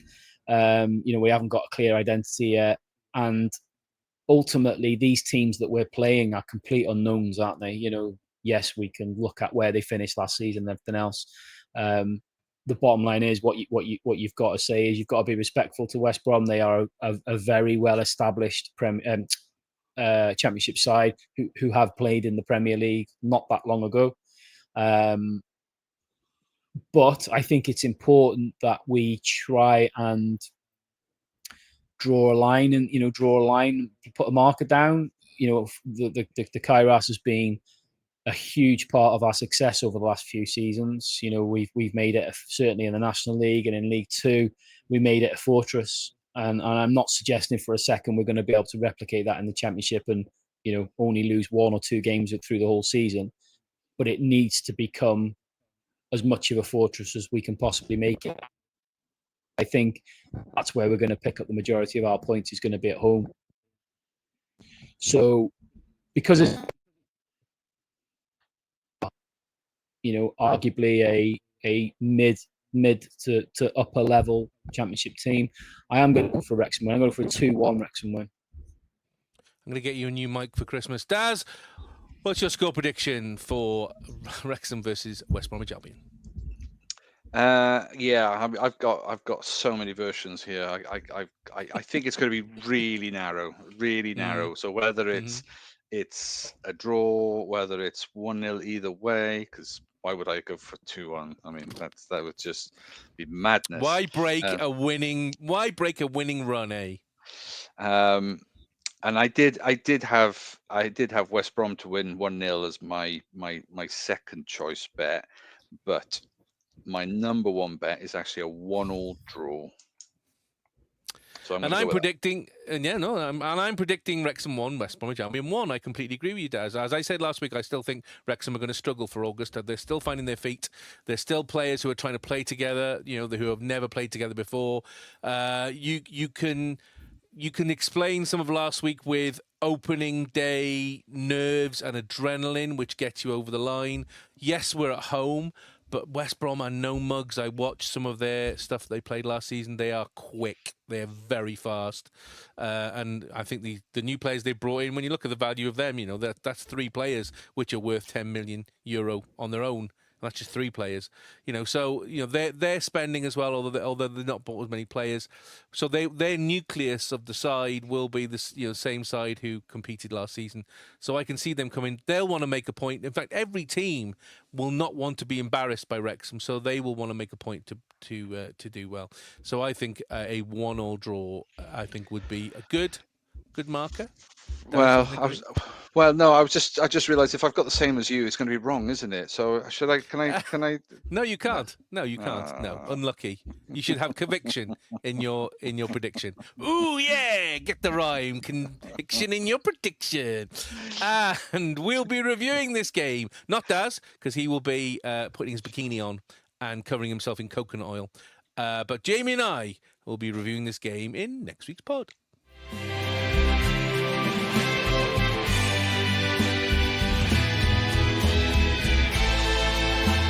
So there we go. This week's pod, done and dusted. First week in the Championship, all done. We're under starters' orders and we're away. We can now just hold on. No arms outside the car as you're going through the loops. Thank you, all of you who have watched and listened. If you do want to, obviously, leave us a message, send us an email, eatmorechipspodcast, or one word, @gmail.com, or, comment on the YouTube or on Spotify or wherever it is. Please do, because we always welcome your comments and your emails. Next week, Jamie and I will be here on our own because, as I said, Daz will be on holiday, and we will be looking back at West Brom at home and looking forward to a game that some of us think is going to be fairly easy, but I don't think it's going to be as easy as we think. And I'm not seeing the results tonight in the Carabao Cup because Sheffield Wednesday were playing tonight. So they won on penalties. Sheffield Wednesday won on penalties. Yeah, it was no way. 3. I think it was 3. Was it 3 each or 2 each? 2 all or 3 all? I think in the game. They were playing Bolton. They were playing Bolton. Yeah. Oh no, sorry. Huddersfield and Leicester were 2 all.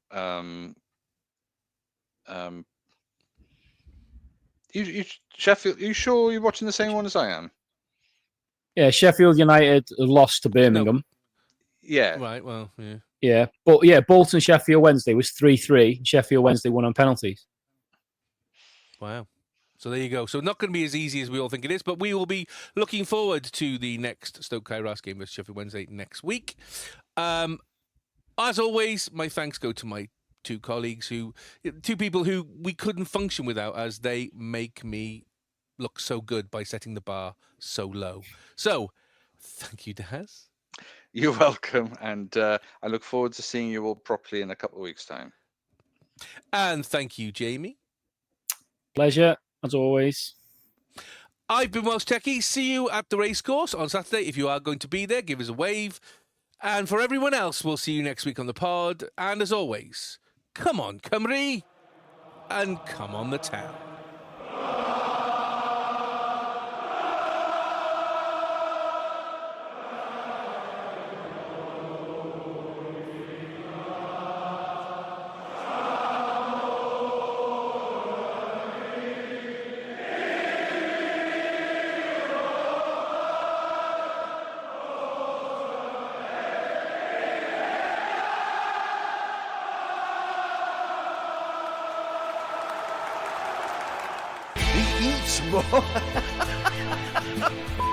Clinton, 1-0. Thomas, after like a goal. That's number 5. Plays it through to Bellamy. Craig Bellamy. It's 2-1 Wales. Craig Bellamy. Tony Hughes for Wrexham into the lead. And that's it! Wrexham are champions! Wrexham are champions! Wrexham are the FA Trophy winners 2013! Alex Cross, great ball! Equaliser! Elliot Lee! Back to back to back promotions. Can you believe it? The Eat More Chips Podcast.